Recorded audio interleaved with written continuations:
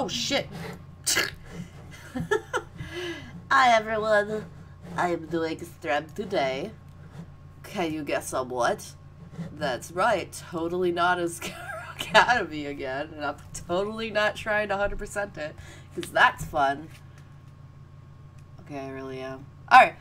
So, today, we are doing... Oh, you can tell by the fucking title, can't you? Hold on. Let me start the game. Come on, game. You can start it. You can start it. I'm not good at commentary when I'm by myself. There it goes.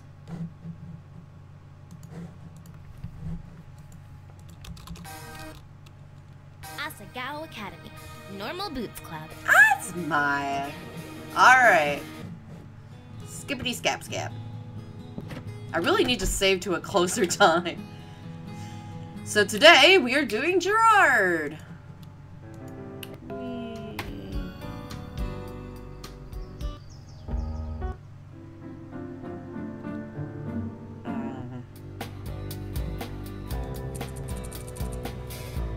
Skippity scap scap.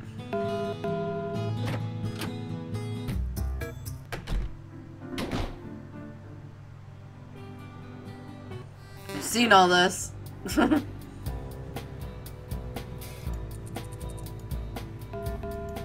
Actually, I want to save it here. Yep. Alright, return. Skip.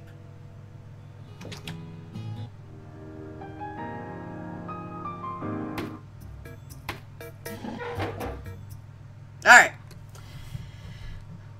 Jirard. I'm asking Jirard. Really? Aw, that's so cute. Jirard's such a great guy. I'm sure you'll be happy with him. My. Well, go on. Go on and get your man. Wait, you mean now? Yeah. Mai hit me on the back, practically shoving me towards the door. As I began to leave, my legs turned to jelly and small pink blobs filled my vision. Go! Mai was tossing cherry bottom. Blah, blah, blah, blah, blah, blah. Go and get Senpai to notice you. The sound is too loud. That's why I'm messing up my lines. I'm messing up my lines, guys. I'm sorry. My being dead. Yeah. No time to talk, Hana. This is gonna be your big day. You're our main character. Unless you mess up real badly, you'll definitely get a good answer. I've messed up a lot, though. Just go! With the final shove, I was out the door. Now, where would I find him? Where would I find Jirard? I found Jirard in this secluded section of the campus, a large map and a notepad sitting out in front of him. He seemed perfectly content. I felt bad interrupting him. Instead, I hovered around him, firmly telling myself that I was not in the least bit procrastinating. After a time, he glanced up. Upon seeing me, he set aside his notepad and map. Hey, Hana! What brings you here? I flattered. I couldn't blurt it out, could I? What are you working on? This? Well, this is a convention coming up next week. Rumor, they're supposed to have Princess Pupperknuckle. Speaking words, how does Megan do that? So, I made a map and marked down the location of every stall that sold IBKs. This is the most efficient route to check out each one. I whistled, staring at the lines and circles running across this notepad. That's really complicated. It's impressive. It's nothing really. It's just a habit. I nodded, and to my utter horror, the conversation stalled. I stared at the notepad, desperately trying to figure... Very, very interested. Mind racing to... Maybe I'll just... drink some water in order to fucking, pronounce things. Pronounce things. Mind racing to figure out a way to form words that I wanted. The tension was rising. It was getting awkward. I hadn't moved in 45 seconds. Jirard was staring at the ground, no doubt feeling my awkwardness. That was it. I botched it. I stretched upwards, staring at the sky. Well, that's... Oh, so I'll be going. Great job, Hannah. Way to completely and utterly suck, as usual. I raised a trembling hand to Jirard, who looked up in alarm. Wait. Wait, Hannah, before you go. I paused. Did you need something? Jirard stared down at his notebook, fingernails rolling at the rungs. Was he nervous? So you know the flower festival is coming up.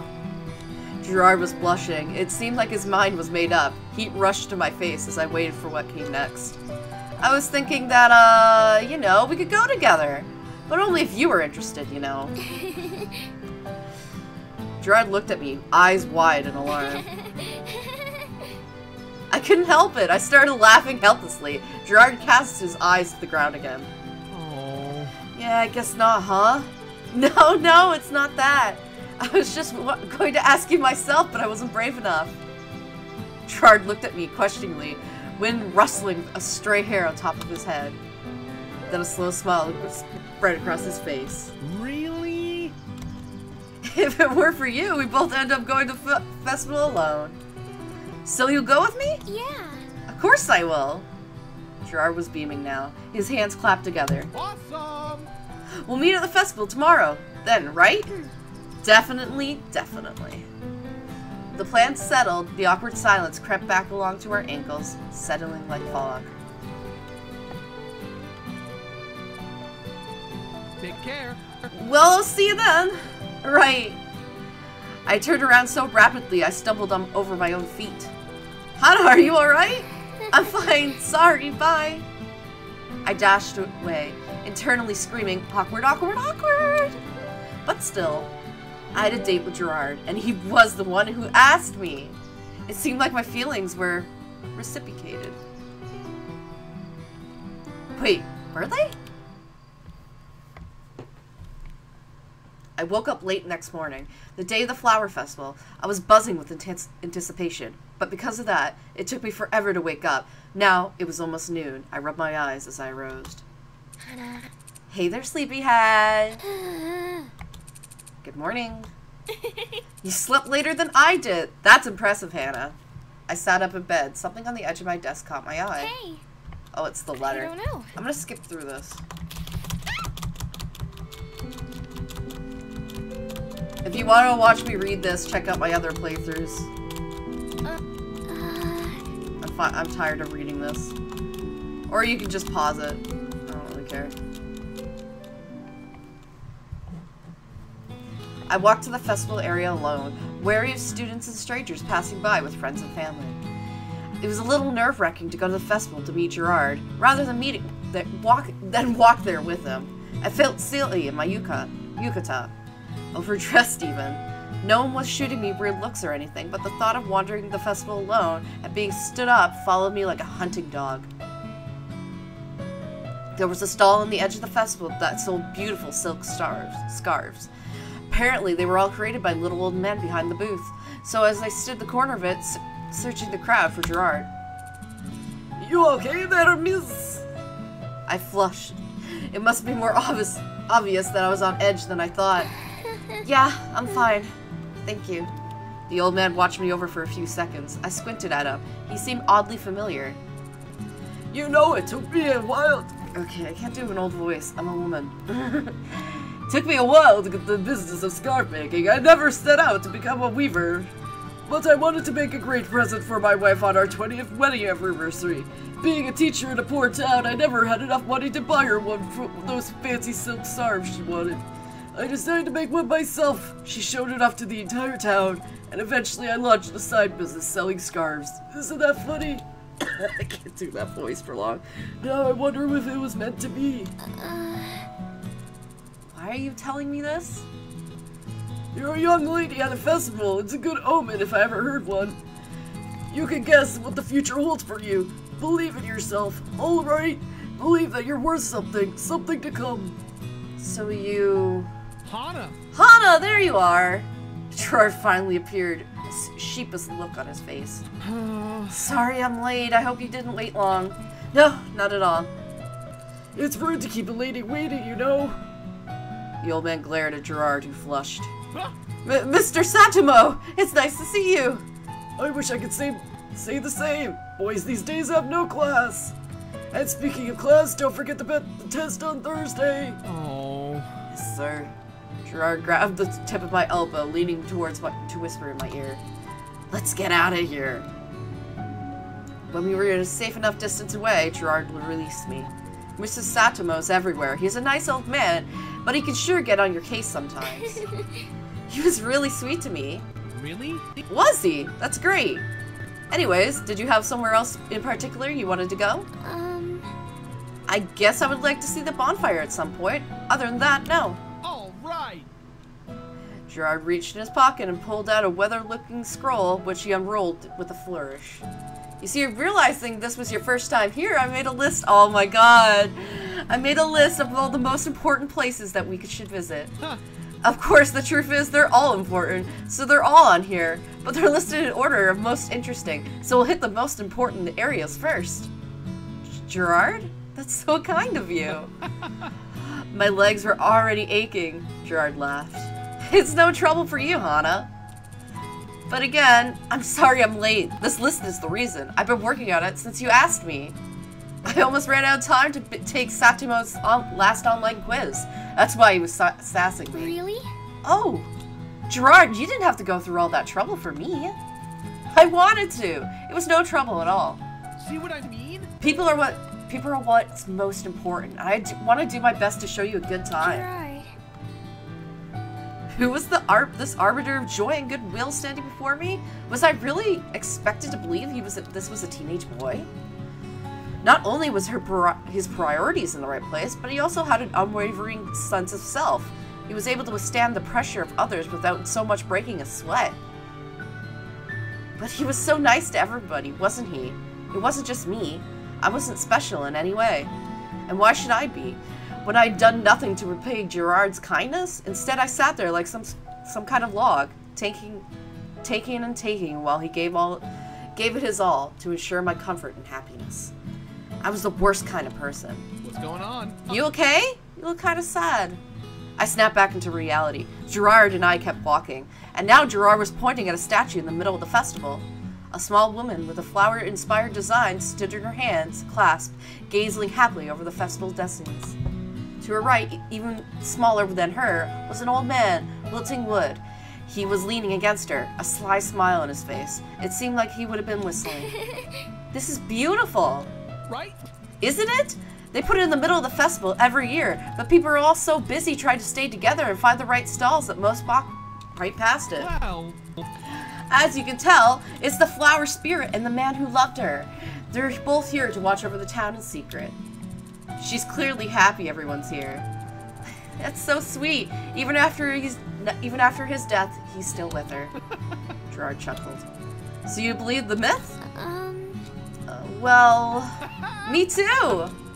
The guys always give me crap about it, but I believe something like that could have happened. And what's the harm in believing in a little magic? Jirard winked at me. No, there's no way this was a teenage boy. So for our next stop, Jirard took me to what felt like every stall in the festival. Each place we got to go, we stayed for only a few minutes, time wasn't wasting, and we had a list to turn through. I ended up learning more Hibinanwa than I ever guessed. There's an elderly nudist society that came to the festival to advertise? What? That there was a lake just off the edge of town, and there was an entire alley made up of just crane games. We ate takoyaki, fried ice cream, flour ice cream, cotton candy, hot dogs, and funnel cake. We saw jugglers and acrobatics, couples dancing in the streets, trees with petals that glowed in the evening night. And finally, when I gently felt like I was about to die, we went to see the bonfire. So how did you like it? Himodala was a great place, isn't it? Yeah. Yeah, it's great, really. We sat on a log near the edge of the clearing. I resisted the urge to lay myself flat upon it. My yukata would be a mess. I couldn't afford to send that to dry cleaning. Did you like it? We didn't make it to everything, but that's okay. I saw you were kind of fading there. I mean, yeah, I can't keep up with you. I think I don't have that much willpower. But I'm glad we saw all those things. Hiwana was a much more special place than I ever thought. Here, I figured it would be some sort of poked-on throwaway town. You are correct. A lot of Asagao students think that way. They go straight for the games or the food and hang around for an hour or two and then go home to sleep. There's all this build-up to the festival and they don't even take advantage of it. Why bother if you're not going to make the most of it? I'm getting the impression that you're all gun-ho about everything you do.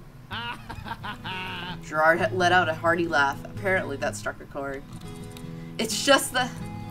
If you're gonna do something, why waste your time being lazy about it? Either do it or don't do it. It doesn't make sense otherwise. But this isn't something unique to me. The other guys think that way too. That's why we all bonded together so well, I think. Really? Somehow I doubted that PBG fell asleep in class. Jirard seemed almost completely insecure about all his interaction with the general female population. Even continued seemed more interested in messing around with each other than winning their election. Granted, they were running around unopposed, though maybe that made sense. Yeah, I get the reaction a lot. Huh.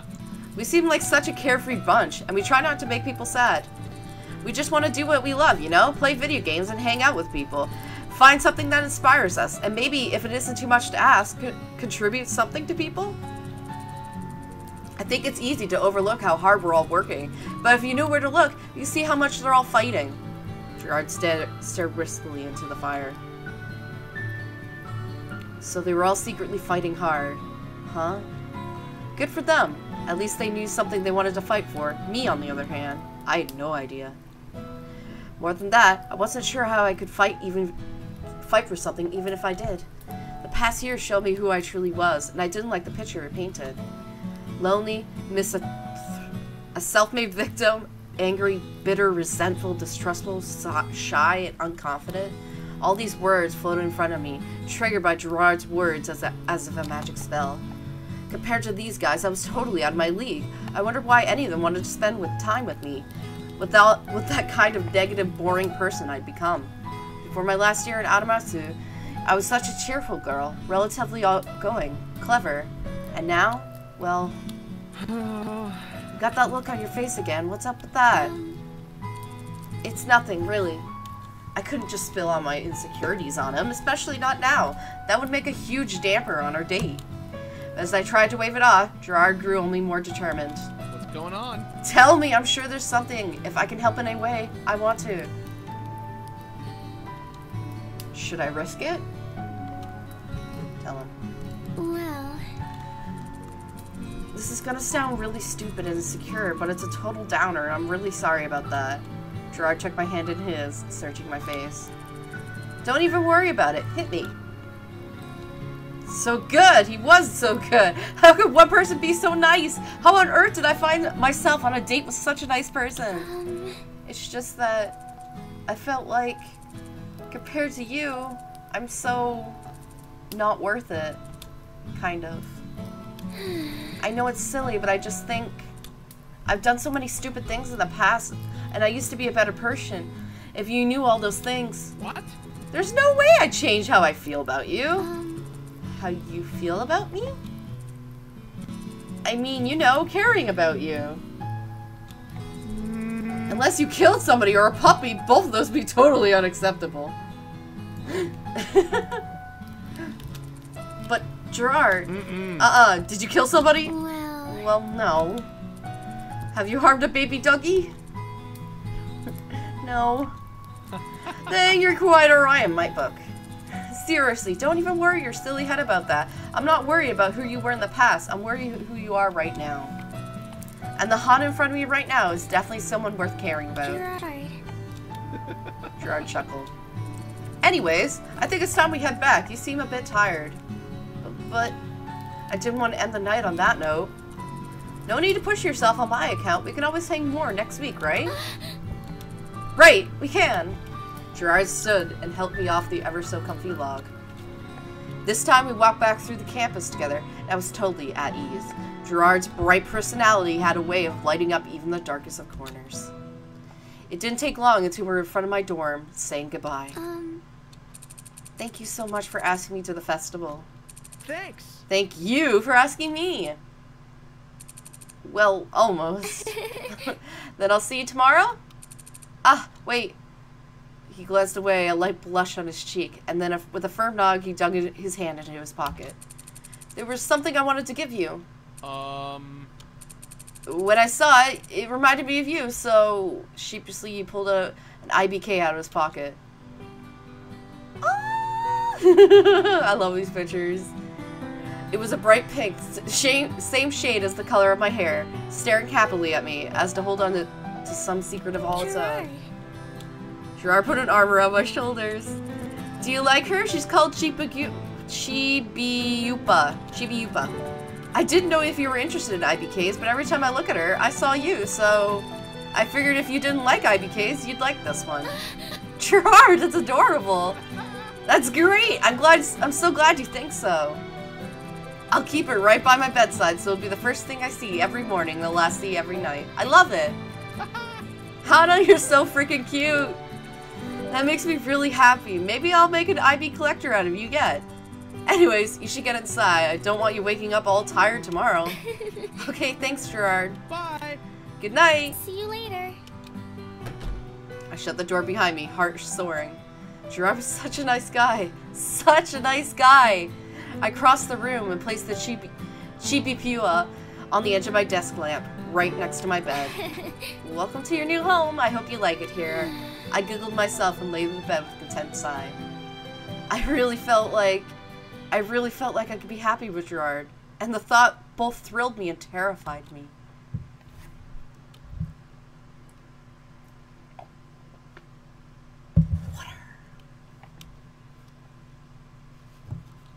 In some ways, it was a huge disappointment that Jirard wasn't in my class. In other ways, it was a relief. I longed to see him again, to talk to him, to feel his warmth, but that would have been way, way too distracting in class. Especially with Mai around. When lunch finally rolled around, I sprang from my desk like a rocket shooting out from space. Hana! Oh, hey, Tuxedorum. Whoa, Hana, calm down! Hurry up, Mai, I'm really, really hungry today. I'm sure you are, Hana. Hungry for Jirard. What? Pardon? Nothing. Let's go. Let's go. As Mai and I approached the normal boots table, Jirard flashed around with an IBK with a gray wizard's hat and a long beard and a huge dorky grin on his face. See what I mean? Check it out, Grand Beard of the Bay. He's one of the rarer finds, and this is said to lack a gender, not pretending to be both the Norse, but preferring to be referred to as a he. He squeezed into the table. The rest of the boys looked on, bemused. I like his cloak. Right? Right? Most of the versions I saw were missing it, but they're still trying to charge the almost full price for him. It was ridiculous. The boys nodded slowly. Nobody seemed to know what to say, despite Jirard's intense enthusiasm. Well, congratulations. Thank you. Jirard's glowed with pride, completely oblivious to the weird looks he received from students at other tables. He truly didn't seem to care what other people thought of him. I had no idea he could stick to his guns without ever feeling the slightest bit ashamed. As Jirard returned to his seat, I waved sheepishly at him. Good morning. How are you? Good morning. I'm great, thank you. How are you? I'm fantastic. I'm even better now that I've seen you. I couldn't wait to show you Grandbeard. Yeah. Yeah, he looks really cool. Super cute. Yeah, apparently Grandbeard casts magic with his hair, and his secret weapon is his eyelashes. Now that he mentioned it, Grandbeard's long lashes stretched from his face into a somewhat creepy way. Other than that, he looked like a cuddly old kitty, but with those eyelashes. Excuse me, can I see that figurine? A young student, probably a first year, approached the table and poked Jirard in the back. Uh-huh. Of course! He turned around completely around, chatting adamantly with the kid about the trade he made for Grandbeard, and the Myrite route it took him to get it. I watched him, happiness filling my heart. Jirard was so cool!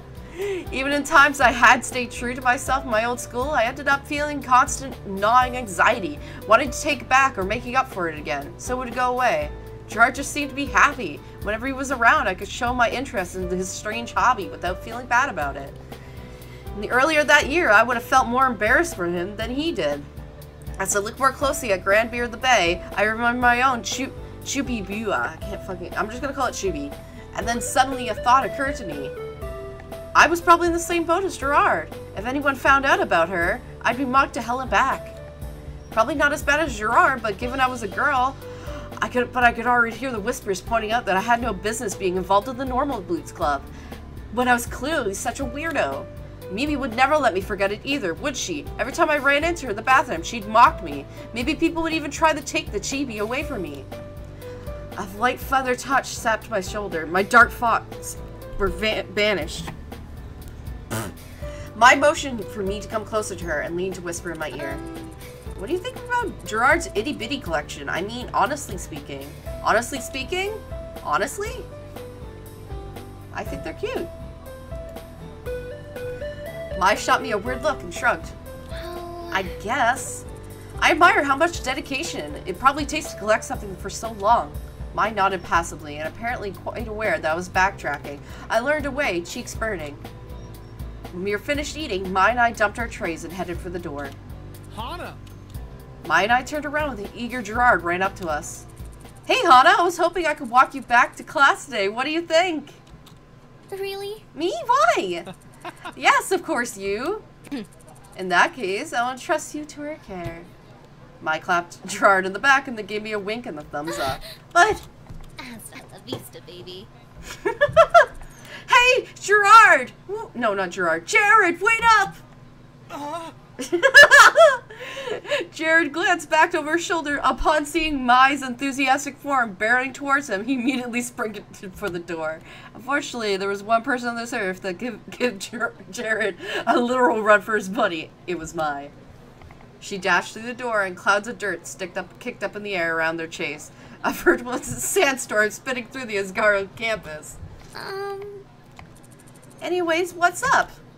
Nothing's up. I just wanted to hang out with you. I mean, I know we just saw a ton of each other at the flower festival and everything, but... Well...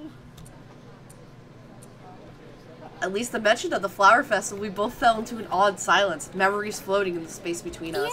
Yeah, that sounds great to me. Great! Jirard beamed at me and pushed the cafeteria open. We stepped onto the fresh spring air, remnants of Mai's chase still drifting in the distance before us. Now that Jirard and I were alone, I didn't know what to talk about. It was weird. We had feelings for each other. How were we supposed to talk? Jirard strolled up next to me, staring into the deep blue sky. Think of something, Hana. Choopy's doing really well, by the way. Really? Is she? That's great. She's really so cute. She's small and she doesn't take up that much space.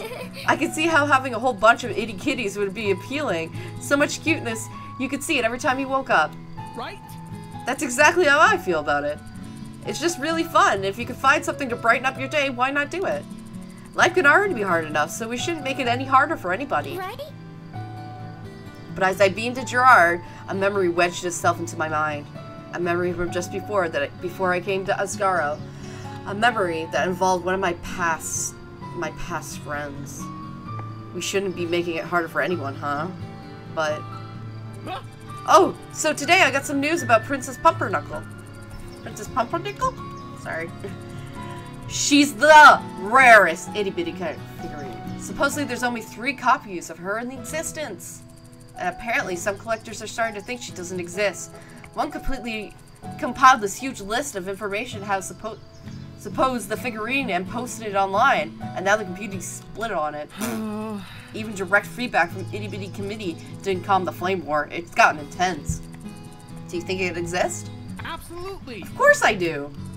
Why on earth wouldn't they? It would be a waste of time and money on the Itty Bitty Committee's part. It would make their fan base angry. I can't speak today. What? I can talk like robot. What purpose would that serve? Even in the event that they didn't have one before this outrage, they'll be starting up production as we speak. He sighed dreamily. I can't wait for the day I have my very own Princess Pumpernickel. Can you imagine? I shook my head. I had no idea what it was like for a long time. To like something too long for something to go in... I can't speak. Nor to stay up so upbeat in the event of almost inevitable failure. Seriously, only 3 copies in the entire world? And the developers probably own one of those for sure. But Jirard was undeterred. I've wondered ever since I first started collecting. You could say that the dream of having it what sparked my fascination with itty bitties kitties in the first place. That's so cute. We stopped in front of the door into my classroom and Jirard saluted me. Thanks for listening. Well, I'll be on my way. Thanks for walking with me. No, thank you. Jirard disappeared in his own classroom and I stopped to grab my math book from my locker before heading in. When I closed the locker door, Jimmy was there. What's this? He's never gonna find it, you know. I stared at him. He pointed from his eyes to mine. I'm watching you. Jimmy slithered off to the lower staircase, heading to his classroom on the first floor. I shook my head slowly. Sure, it was possible that Jirard wouldn't find his itty-bitty figurine, but I wanted to find it. I really wanted him to find it. Surely there was some way I could help. So immediately after class, I made my way to the Bluebell house. If I was going to help Jirard find the princess, I needed to know what she looked like. I knocked on Jirard's door and he instantly threw it open, as if he was waiting for me on the other side the whole time. Hana! Ah, glad to see you! Why don't you come in? Okay. Jirard's dorm was surprisingly neat considering how many itty-bitty figurines he had. He must have cleaned up a bit after the last time I saw him. Shane glared at me from his desk, where he was bent over some kind of drawing pad. I smiled nervously at him, and he huffed. Hi. He went instantly back to his art. What did I ever do to him? Jirard scanned his room. After a few seconds, he went to his desk and leaned ever so casually against it. What's going on? So what brings you here? I just saw you earlier today. Oh, I'm sorry. I didn't mean to bother you. Say what? You're not bothering me, and don't even worry about it. I'm always around when you need to talk. Apparently, finding a desk was too uncomfortable, he perched himself on the couch, grabbing a pillow and hugging it close. He looked like a kid at a slumber party. So, what are the deets? Well, I want to help you find Princess, but in order to do that, I'm gonna need some information. I tried to look my hardest to look like imposing. My game face was on, but Jirard just laughed. That's really sweet of you, but if I can't find it, there's no way you can. You don't know that. Maybe I'll be in the right place exactly the right time.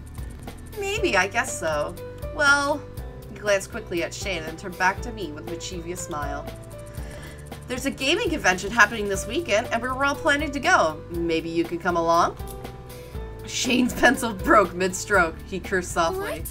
A convention? I've never been to one. What are they like?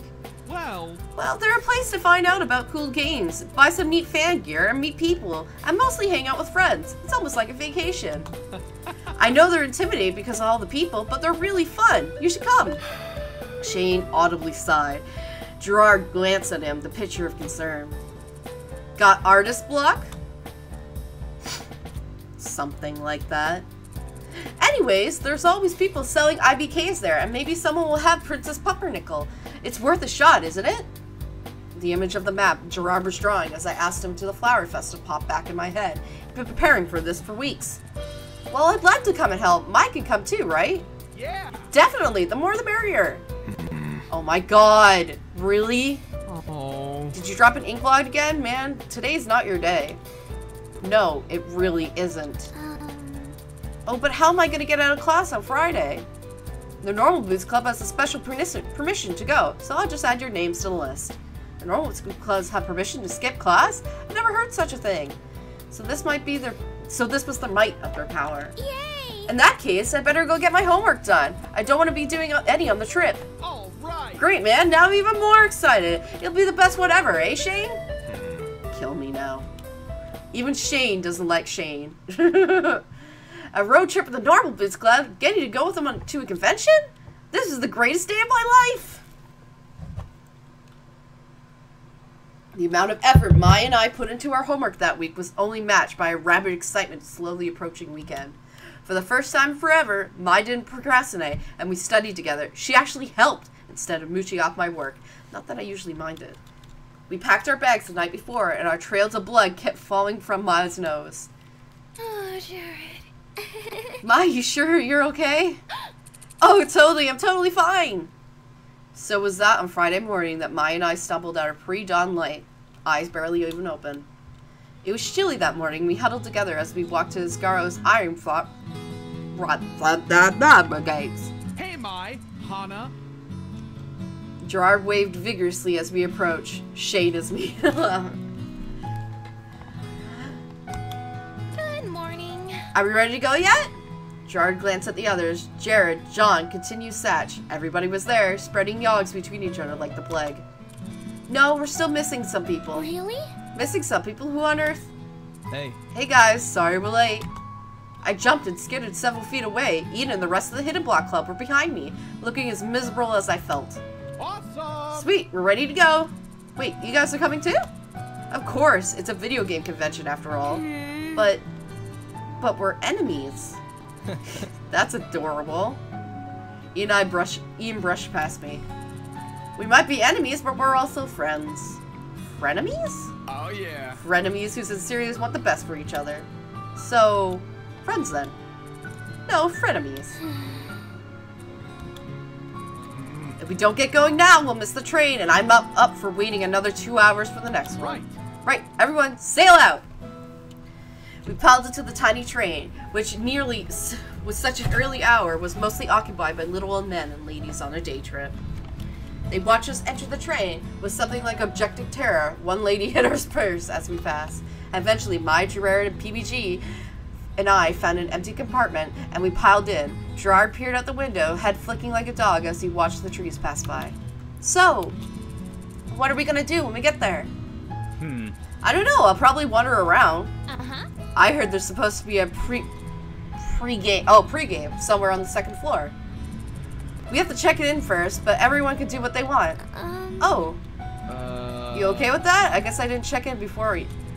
I've never been to a convention before, and I'm really nervous. What if I get lost? I don't know much about games either. Conventions are so fun, though. You'll be fine. Don't even worry about it. I smiled weakly at Mai. It was easy for her to say something like that. She is a social butterfly with a bright, vibrant personality.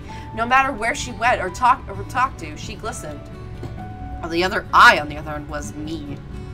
Yeah. I mean, it's really just a bunch of fans gathering to have fun. No one's gonna grill you about why you're there. Everyone wants to have a good time. I guess so. If you want, you can stick around with me. It might even get a little boring, but I won't mind the company. I searched Jirard's face, wondering whether his offer was sincere. Jirard was such a nice guy, but it was hard to tell whether he was doing things to be nice or whether he sincerely wanted to do them. Did he feel responsible for me, or did he feel obligated to help people out? He was, after all, this nice to everyone. I didn't want to hang around him and wreck the convention that he's been planning to go for months. He had a map, for heaven's sake. I would get in the way.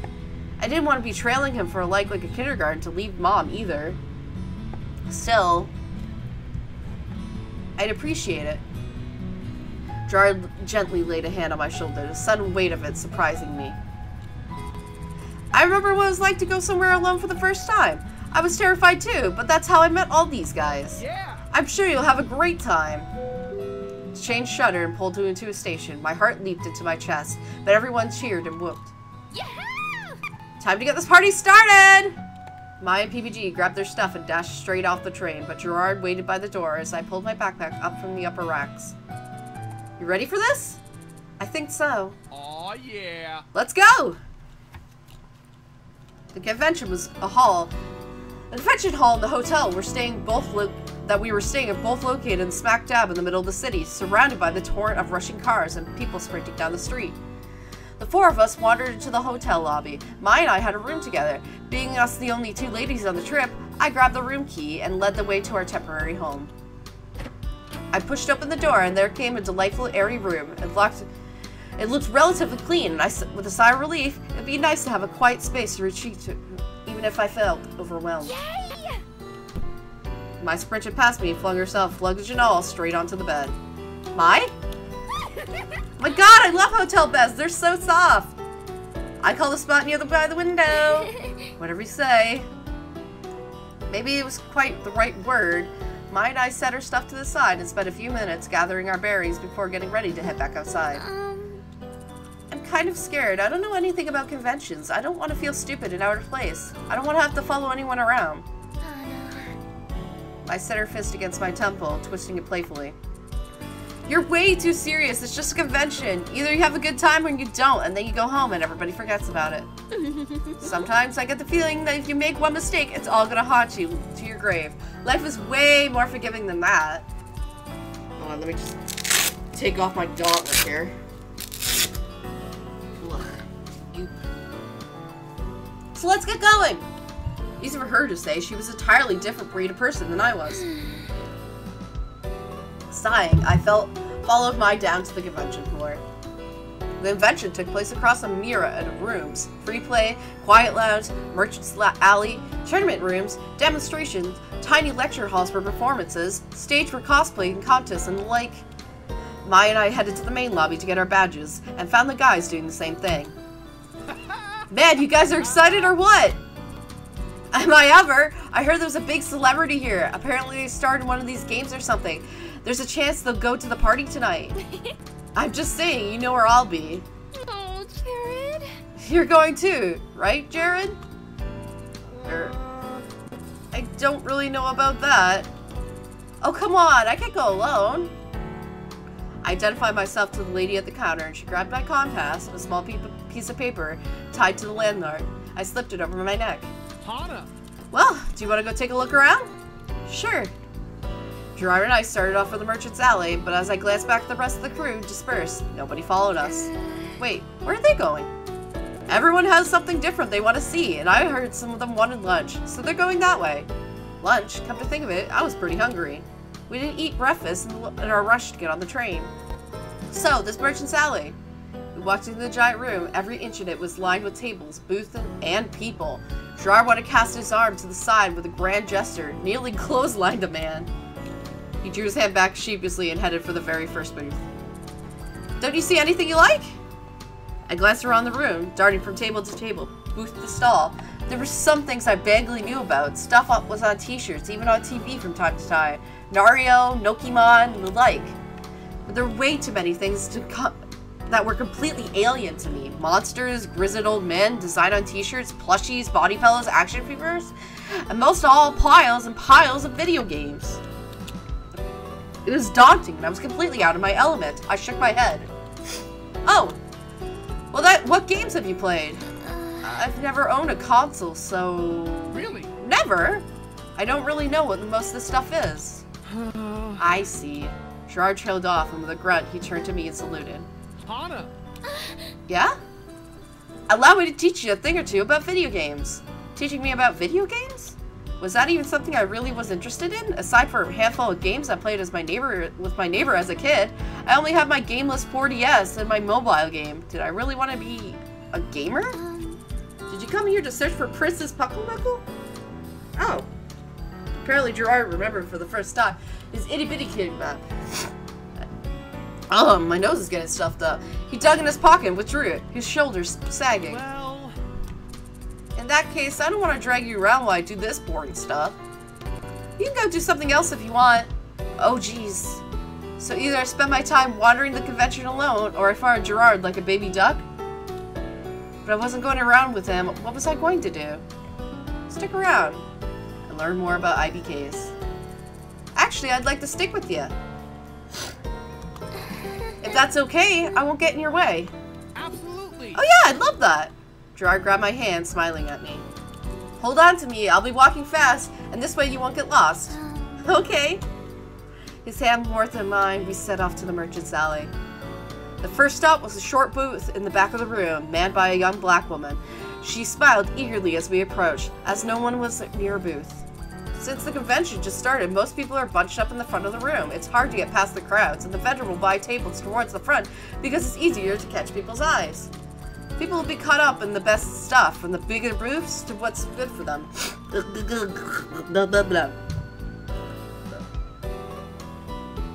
Too much talking. But it's not what we're after. What's going on? How you doing, Charla? He turned to the woman at the booth who reached underneath her table and pulled out several boxes with IBKs. You got new stock! You know her? Of course, I know almost everyone who comes to this convention, yearly. There's always new people, of course, and it's almost exciting to get to know them too. But you form relationships with the vendors. That's impressive. Is it? I mean, they're just people. Jirard began inspecting the boxes, as did I. I scanned the other merchandise on the table. T-shirts, action figurines, statues, games, plushies. I didn't even know what half the stuff was from. I walked up and down the table, and Charlotte's eyes watching me warily. Nice hair, girl! Oh, thank you. Charlotte smiled at me, popping gum in her mouth. She didn't look to be much older than I was, in fact. On the edge of the table, I found a t-shirt that looked vaguely familiar. On it, several boys stared at me through a hailstone of rose petals, all wearing bright blue school uniforms. Mai was a fan of the show, wasn't she? Can I get this? Oh, are you a fan of that show? My favorite is Koyeta. I would date the shit out of Koyeta. Oh, really? Totally, he's into some kinky shit. I paid for the shirt and she packed it up, talking animally about the various moments in the show where she wavered in her loyalty to Kuya. She's like, cause like Tamaki is cute and the twins were mischievous and whatnot, but I can't resist the Kichinu Mekani saying. I mean, Kyuyu is not Kinichu, but I get if he was Zero, Z, he totally would be. Yeah, sure, I agree. Do you? Are you into that? Because I have some CG compilations that I could show you. That's alright, Charla. Jirard stepped in, somewhat panicked. He handed Charla 2 boxes of IBKs. These are in perfect condition, as usual. You already bought these for me, though. They're rare, but you can never have enough ammo, you know? I guess not. Charlotte took Jirard's money and then carefully wrapped the boxes in bubble wrap. As she did so, I pulled Jirard to the side. Jirard, do you know what she was talking about? It would be better if I didn't tell you. You're too innocent for that. I mean, how bad could it be? Well, as you can tell, people here are eager to share their interests. It's totally different, but back at Asagao. Jirard gestured me to the rest of the room and pointed at the vendor across the way. We're going to see him next, but don't mention Naruto to him. He'll start with the first game and talk your ear off through his experiences with each. That girl over there would try to sell you belly pillows if you mention any female characters from any anime. They're all her waifus. And that guy, he's got 3 kids, so all his stuff is very kid-friendly. He feels kid-friendly. Entertainment is underrated. So if you tell him that you like one of the shows, he'll give you a discount. Everyone seems really nice here. Everybody's used to feeling like an oddball or not having people to talk to what they like. I guess I wasn't prepared for that. What did you think we were going to find? I guess I thought they would just be like regular employees in a department store. Kind of tired and over it. All these people are here because they got some kind of passion or interest in what they do. Even if that interest is primarily monetary or creative, they still find it interesting, and they can relate to the people they're selling it to. Here you go. Oh, here you go! Charlotte leaned across the table and handed Jirard a thick bag. Jirard peered inside. Oh, Charlotte, you didn't have to give me that. He pulled a smile pink turby ball and then beamed at Charlotte. I wanted to give your girlfriend something to match her hair. She's cute. Thanks. Thanks, real sweet of you. Oh, you didn't correct her, so that means, oh! Hana, this is yours. Oh, wasn't even gonna respond to that? Charlotte waved to us and Jirard shepherded me to the next shop and then bye-bye. I've always wanted to actually be, I've went to a convention before, but it wasn't a big one. As we continued across the room, I started getting a sense of culture and convention and why people wanted to come here.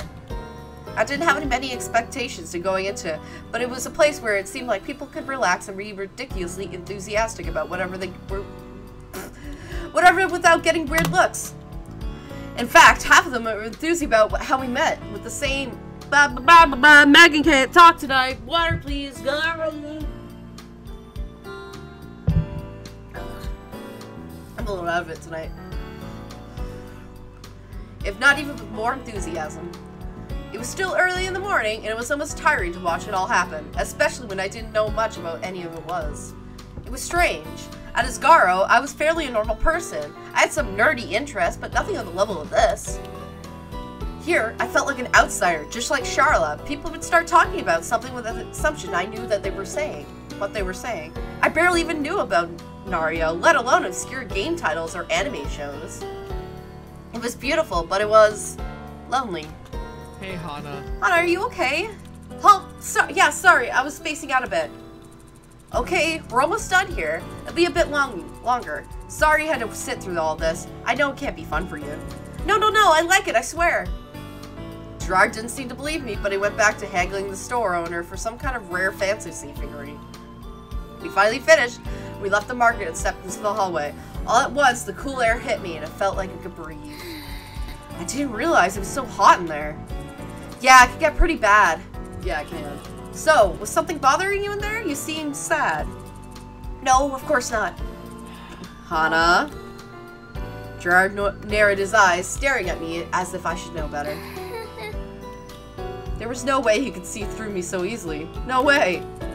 It's fine if you don't want to tell me, but I don't think I can tell. Damn it. just feel a little left out here. I don't know much about this culture. You guys all grew up loving this stuff, and I didn't really have access to it. Is that all? That's no problem.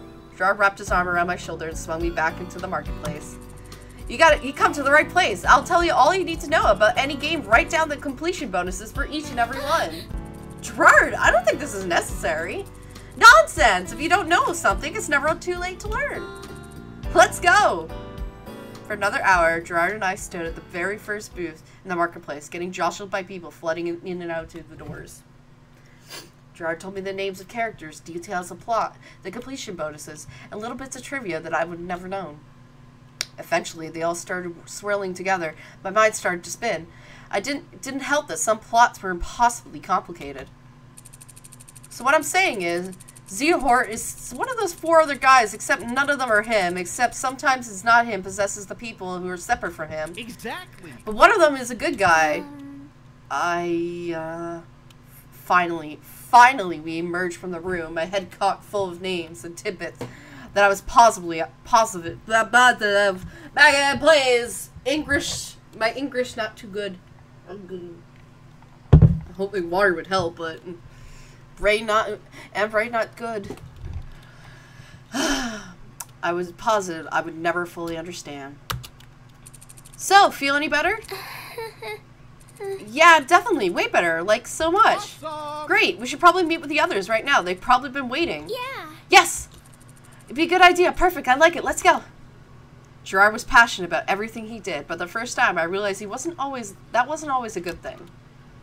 There was a free play room, pretty much a dimly lit corridor that lined the arcade machines. TVs and computers chained to cinder blocks on the floor. Tables filled with people playing card, tabletop, and board games, though how could they see in the dimly lit lighting? I didn't even know. Jirard led me through the ends of the room and around a corner where there were hidden seating area filled with people who were simply taking a break. Hey guys! Hey everyone! Somehow, as if by magic, everyone happened to converge in the free play room at the exact same time. Mai bopped along behind Jirard and PVG, and I rushed to her side. Mai, I got something for you. You like this, right? I fished a shirt I bought from Charlotte out of my bag and handed it to her. Truthfully, it isn't though I couldn't afford buying presents for people, but I wanted to do something special for Mai. Oh my god! Topica is so hot! Hana. Thank you, Hana! No problem, I'm glad you like it. How was your expedition? Oh, Hana, I'm in heaven. You have to win the tournament for the good of everyone. Everyone. Yeah, mostly me, but I'll tell you more about it later. She pointed to the guys who were staring at us unexpectedly. Pardon? Where do you guys want to eat? John's got this pizza place that's apparently super good. That works for me, right, Mai? Sorry, Hannah, I'm actually out with some friends. I'm going out with some friends. With some friends? He claps her hand together as if in prayer. Yeah, I found some cute guys who want to take me out for food. I don't know if I could bring you along, I'm sorry. I really had a way with people. A way I didn't even understand. That's okay, I'll see you back in the room later, right? Yeah! Yeah, we can totally catch up. Well, if that's settled, let's go. I didn't even end up seeing Mai much of that day, or the next.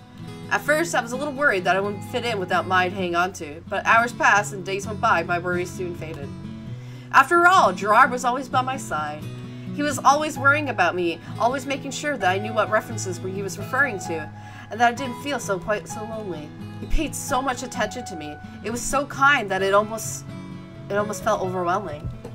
Jirard constantly did things for me and kept me in his thoughts. Meanwhile, I was doing what? What was I doing for him? How was I helping him? As the weekend went on, I found my questioning it more and more. There must have been something more I could do to help Jirard, but what? Finally, it was the night before we were set to go back to Asagao. The days of hanging out with Jirard in the Normal Biz Club, assassin the Hidden Blocks Club, and the secret Nerf wars in the halls were over. Even the convention goers themselves drastically thinned out. Suddenly, it was possible to go places without rubbing against several sweaty strangers and restaurant workers that actually smiled at you when you ordered. I snuggled up under the blankets of my bed, just lying there enjoying the warmth and relaxation. The next day, everything would be gone, all the carefree fun and lack of stress, the bonding, the new things, and the excitement, and the chance of so much time with Jirard. all of it would be gone. That was okay. After practice and knowledge I gained, I was more ready to go back to Asagao to kick some hidden block ass. I giggled to myself. Glad that Mai was at the convention party of the trip. No doubt she would have some wild stories to tell when she finally came back to see me. Someone knocked on my door, interrupted my thoughts. I glanced at the clock. 10 p.m. What could they want? I went to the door and stood by tiptoes, peering through the little peephole. A familiar spectacle greeted me through the fisheye view. Satch. Satch? Is something wrong? It's Jirard with you? I know you were hanging out a lot this weekend. Satch tried to peer past me in the room, but I shook my head. The last I saw him was at dinner, and then I came back here. Is he okay? He hasn't come back yet. I'm worried. He wanted to get some sleep early, that he would be awake for the ride back. What? You don't think something happened to him, do you? No, he's probably fine. I'm just worried. I think we're going to have to go look for him. Thanks for your help, Hana. No, wait! I stepped into the hallway, pulling the door shut behind me. I'm coming with you. Thanks. While Satch and the others searched inside the convention center, I walked up and down the street outside of it. Jirard said something about wanting to check out shops nearby for Princess Papa Knuckle, right? I walked from the one end of the block to the other, back again, too terrified of roaming the city alone to make it much further. Surely he was somewhere around here, though. Surely he wouldn't have gone too far?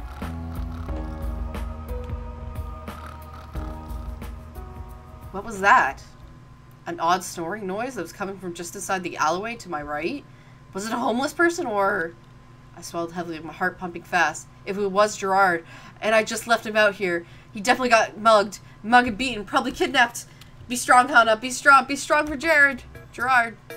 I tiptoed quietly to the alleyway. There, slumped against a brick corner, sat a sleepy Jirard, and a small paper brown bag in his hands. Jirard! I shook him by the shoulder. He was completely non-responsive. I took my phone out quickly to send a text to Satch. Then I remember I never got his number. Damn it! I squatted next to Jirard, lightly smacking him across the face. I didn't want to leave him there to go find the others. Maybe if I could wake him?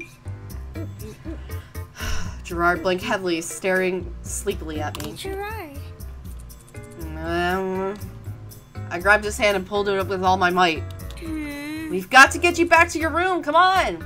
He shook his head vigorously, clearing out no desire to leave this nice, comfy, well-abandoned alleyway slumped against a brick wall position. Jirard, come on! This time I smacked him hard against the face, his eye open. He turned to look at me, and I nodded thoughtfully. Are you coming? I gave his arm a tug, and he got to his feet, nodding again. Okay? Come on, let me get to your room. If there was ever something I ever did to make me look like somebody who needed my immensely There was ever anything I did that made me look like somebody who needed to be immediately incarcerated, this was it. I was leading Jirard like a blind man, narrating obstacles in the hall, and trying to clarify exactly where I was taking him. Every time his eyelids drooped, I gave another hard smack across the face, hotel employees whispering behind their hands. I'm going to give you so much shit for this when we get back. Finally, I managed to pull him into his room and fish his key card out of his pocket. Feeling like somewhat of a thief, which I admittedly wasn't that bad of a feeling, I pushed him into his room and now shut the door. Jirard teetered to his feet like some sort of tower in the wind. I nudged him towards the bed by poking him in the belly. Stop it! You deserve worse than this when you put me through tonight. I pulled the sheets back and shoved him in the bed. He curled up happily with a sigh. Stupid. He wrapped his hands around the pillow and buried his face into it, as happy as a kid in a cloud. It was kind of hard to be angry at him when he was being like that. Silly. Fucking itty bitty kitty. I grabbed the edge of Jirard's blanket, carefully putting over his sleeping form. Thank you. Don't worry about it, Jirard. No, really. Thanks for being there for me. Jirard smiled into his pillow and slowly breathing steadied out, just like that, he was asleep. Silly kitty. An alarm clock on the end of by the end caught my eye, and I suppressed a giggle. An itty-bitty alarm clock. He bought an itty-bitty alarm clock with him. Of course he did. You're the silliest person I've ever met. I gazed at his sleeping face. He looked so relaxed, so calm. I swept a lock of his hair out from his forehead. And then I seized with impulse to kiss him, and my face flushed. Could I... No, no, no, no, he was sleeping. Get a grip on yourself, Hana. Door opened and a nervous sash burst through. Hana. Hana! Oh, Jirard. So you found him. One of the hotel staff that told the pink-haired girl was dragging a man with kittens on a shirt to some room. I hoped it was you. It was a good thing we're leaving tomorrow. They probably think I'm trying to kill you guys. Oh, definitely. Death by cuteness. Anyways, I need to get going. We gotta get up early tomorrow, you know. I do. Thanks for your help, Hana. You're a great friend. He grinned up mischievously at me and I swallowed hard. Bye. Right, so see you tomorrow. I raced back to my room, face aflame. Was it really that obvious? Ugh. Sash was the worst. It was finally time to take the train back to Asagao. Mai and I woke up dead, so tired that we didn't bother changing out of our pajamas. We dragged our luggage to the hotel lobby and climbed into the lobby stairs, setting our foreheads against our knees. It's not even light outside. This is hell. It didn't take long for the others to show up, especially everyone except Jared and Jirard and Sash were still in their pajamas. PBG was clutching a pillow, and Jimmy was wrapped up in a blanket like some kind of burrito. A burrito blanket. We traveled to the train station like a herd of zombies. Only Jirard and Sash were sustaining conversation. Even though Jared was dressed, he's still lucky he'd shoot anybody who looked at him in the wrong way. We piled into the train, barely noticing who was with who. I followed Jirard and Jared into the compartment. Maya followed me. Jared's eyes widened, but it was too late to escape. The train rumbled into motion and away we went. Maya took a seat next to Jared. After he gave me a pleading look, I took a seat on the other side of her. The train rumbled steadily down the track, lulling in movement, almost like a rocking of carriage. Maya was quite quiet for once, eyes compulsively falling shut. I watched her struggle to stay awake, occasionally snapping her head up like a dog trying to catch a fly, and then falling lower again. Finally, her head rolled on Jared's shoulder, and she was fast asleep. Jared glanced uncomfortably at her head, but he wasn't rude enough to wake a sleeping girl. At some point, I noticed Jared's leg fidgeting. He's supremely uncomfortable and kept glancing at the compartment door. Jared, you okay? Hana? He peeled Maya's head off her shoulder and headed her limp form to me. I really, really need to pee. Please take care of her. Relieved of his burden, he dashed out the door. I tried to settle Maya on my shoulder, but no sooner did I leaned against her and she fell directly onto my lap. Maya, are you? I'm completely fine. Huh. Snort came across from the compartment. Jirard was clutching his mouth, trying to hard to suppress his laughter. I shot him a glare. Hey, hey, no worries. He shifted from his seat, now taking an open space next to me. You look just as tired as her. You can use my shoulder as a pillow if you want. Jared smiled kindly at me, and again I found myself wondering what to do to deserve this from him. Was he being nice again just because, or did he want something from me? No, that's alright. I'm gonna wait until we get back to Asagao. Sure. Okay, but if you need me, I'm right here. Jared entered the compartment again, and after a brief glance at the three of us, took Jirard's old seat across the way. Ice cold. I watched as trees sped past the train, my eyes getting heavier and heavier. But I could stay awake, definitely. I wasn't tired at all. I wasn't... This is such a cute game. A jolt shot me out from the alertness. I was leaning against something warm and soft. I pushed myself up, wiping drool off my face. Have a nice nap? Jirard. You look like you slept well. I flushed and Mai giggled beside me. You were so cute the way you were snoring. No! I didn't mind it. I snore too, but I'm cute.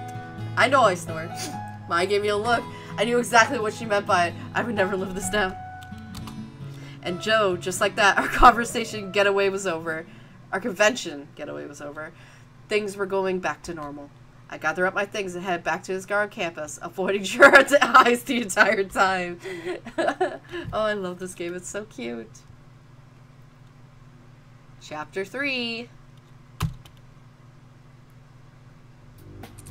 Of course, the crystal shards themselves to protect the people from Misama. The mirror that the cave gathered every year to keep their town safe from harm. Miss Shiz lectured in the front of the class as I doodled absent-mindedly in my notebook. I missed the conversation, the convention. It was so much fun hanging out with everyone in Jirard, learning about the video games with Jirard, wandering the convention and city with Jirard. I sighed dreamily. What if every day was like that? I got to spend all my free time with him. He would teach me all there was to know about video games, talking through all the stories I had to play and showing me the completion bonus I'd never gotten. We would laugh together, share food together, and finally one day on our 50th wedding anniversary when Jirard was an evil shoulder for proof of man and I was a spitfire old woman, I would hand him his very own Princess Pumpernickel figure and he would cry joy as he looked at the figurine and completed the quest that brought us together. Miss Misanu! Miss Misanu! Yes, what's wrong? Did they or did not they not breed cows in the fields of food? The fields of fun? What? Disappointing. Pay more attention, please, or I'll be forced to have you stay after class. Yes, ma'am. Sheesh, Hannah, what were your mind at? No worry, don't even worry about it. Oh, jeez. I was really losing it. How completely embarrassing. But of course, when time came for lunch, I was finally able to see Jirard again. I went shooting out the door. Hannah! I shot out of the hallway and I was about to head for the staircase when... Hannah! Oh, he wanted to come! Oh, that's so cute! Ah, I love this game. I can't handle cuteness. I'm gonna explode. Jirard came running down the hallway in much of a rush as me, and I stopped by the door and flushed. Hi. Jirard, hi! Do you have somewhere to go today? No, I was just, really hungry today. Jirard blushed and avoided my eyes, but can't just stand beside me. Neither of us can keep our smiles off our faces. Anyways, ready to head to lunch? Yeah. Yeah, I'm starving. As I pushed open the door, Jirard passed me by, and I saw Maya and Jared standing across the way. They were both staring at me with smug looks on their faces. I knew exactly what they were thinking. What? Nothing! Jirard waltzed out of the campus together, the sun soaking our faces. My mood was lifted as high as the clear blue sky. I beamed, and I felt really good today. It's so weird to be back after school after the con. Isn't it? I miss it at all. Yes! Me too! It was great to be able to see my friends all the time. Yeah. Yeah, that's what I was thinking. It's so tough to be separated from everybody now. Yeah, it's lame. I wish every day could be like the con. Even after we graduate from Asagao. But that would be pretty hard, wouldn't it? I have to buy more than one mansion, maybe an entire row of houses for my friends just to live in. But that would be so fun. Right? Wouldn't it? Giddy, we entered the cafeteria, chatting and animally. Blah, blah, blah, blah. Go on. Ugh, I know this is disgusting. Ugh, my nose is plugged. Giddily, we entered the cafeteria, chatting and animatedly. Come on, Megan. Animatedly. It was almost as there was no one else in the room but Jirard. Anyways, Hannah, I was wondering. I'm going to the city today to check out Princess Pumpernickel, and there's a small shop in there. Would you like to go with me? I know you're not into IBKs, but... Yeah. Of course I would! Really? Really? Great! I wouldn't mind learning more about them either. Choopy is really cute. You like her then? Of course. She's on my desk lamp. I see her every morning when I wake up. Huh. That's great to hear. It's really cute. Pardon? So see you after class? Definitely. Somehow the rest of the guys got to the table before us, and apparently we slowed down somewhere on our walk there. We sat down, ready to rejoin them in a normal conversation, but they dropped whatever they were talking about as we approached. Side-eyed Maya, but just as laughed. Whatever. I didn't care if my feelings for Jirard were obvious, just as long as he didn't find out. Shaking my head, I set my sights on the next few hours. Soon, Jirard and I would be on the train again, heading towards the city. So immediately after school, Jirard and I raced to the train station for the very first train to the city, giggling like maniacs.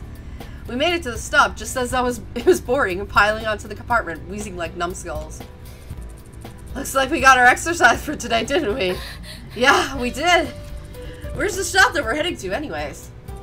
It just opened. This is part of the reason I'm heading there. I need to put my feelers out. The guy seemed like he was a big IBK collector, so if anyone's bound to have it, it's him. Anyways, how's your tournament practice going? Oh, right, that. After the excitement of the convention, I forgot that I still needed to practice for the tournament while I was here. Seeing the guilty look on my face, Jirard shrugged. Well... Don't worry about it. We've got 3 weeks, so there's still time. Yeah. 3 weeks always seems like there's a lot of time. Until it's not anymore. Oh. I know what you mean. I haven't had time to practice much either. Really? Don't you do quick plays or something? You are They're correct. called speed runs, and I don't do just any speed runs, but completionist speed runs. Complete it. Get every item in the game and complete it as fast as you can. It's just as time consuming as you may think. It takes a lot of practice. My event also starts the earliest of them all, so it goes the latest. It's also a bit of an ordeal. I had no idea games could be so stressful. Huh. We get breaks, and it's nothing compared to the competitive RTS players, or even MOBA games. Have you seen those? There he was again, spitting out jargon like I was supposed to know what it meant. I shook my head slowly. They're crazy, like real athletes. They earn real athlete money too. It's crazy how much things have changed in the last few years. Games are art, games are sports, games are trash, games are friendships, games are communities, games are stories, games are characters, games are creations. It's such a big, wide world out there. I can't imagine how anyone could just be not interested or writing them off, but a lot of people do. I felt like somehow I touched a nerve, but I nodded politely. I didn't grow up with games, so I never thought about how important they could be to people. The train shuddered to a stop and a chime played. Jirard and I headed into the city. Well... Well, think about it this way. None of us would have been friends without games. Or maybe some of us might be, but not all of us. We have this thing to unite us. Everyone that else fails. He sighed. And remember how I was talking about having all my friends live in houses near each other? That might never happen, but we always be able to play video games together. And that's basically the same thing. I nodded slowly. Jirard's friends were clearly very important to him, and so were games. So then, do you have plans for the future? Jirard looked up from his phone, glancing across the street, and beckoned me to follow him. Future plans, Nope. He beamed at me and led away across the... Really? I hurried after him, completely confused. Much of my life was spent in anxiety for one particular reason. I did not have a passion. I would watch my mother and father work together at their jobs and complementary work, both dedicating all their time and energy to their own creative pursuits. I wondered whether something was wrong with me. My dad would pat my head and tell me to live my life happily because I did not know how. I'm going to need some more water soon. But that didn't help. Without passion, life was incomplete. That was the picture I got.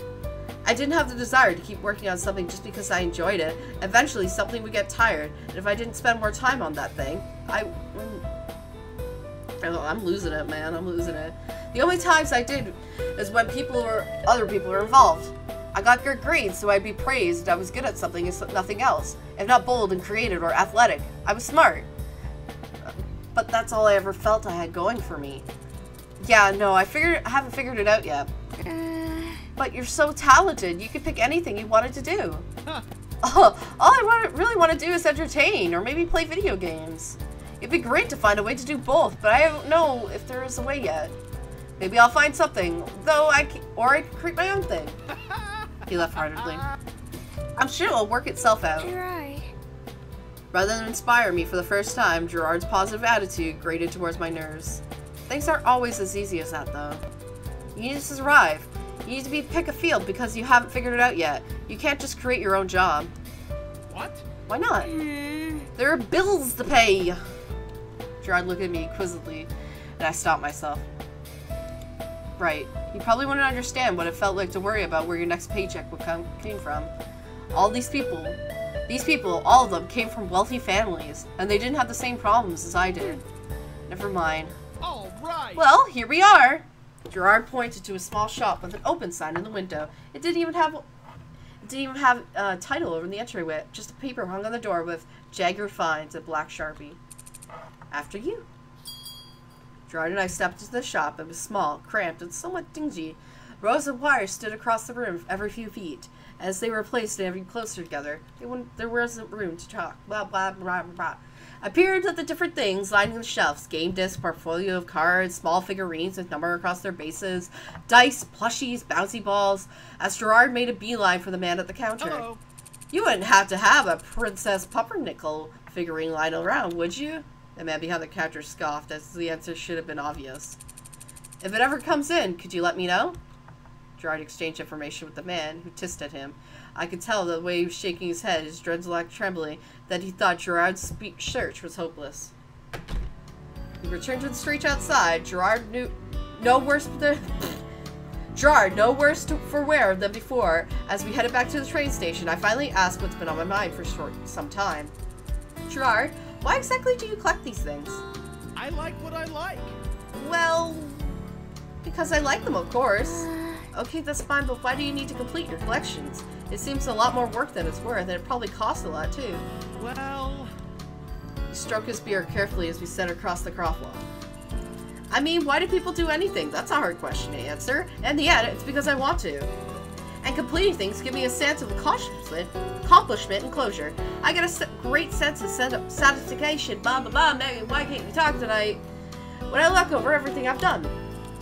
I know it sounds silly, but in another way, I look at the collections, I remember how I've changed. See what I mean? It's like, oh, that used to matter to me a lot. He shook his head. I don't know, have you ever collected something?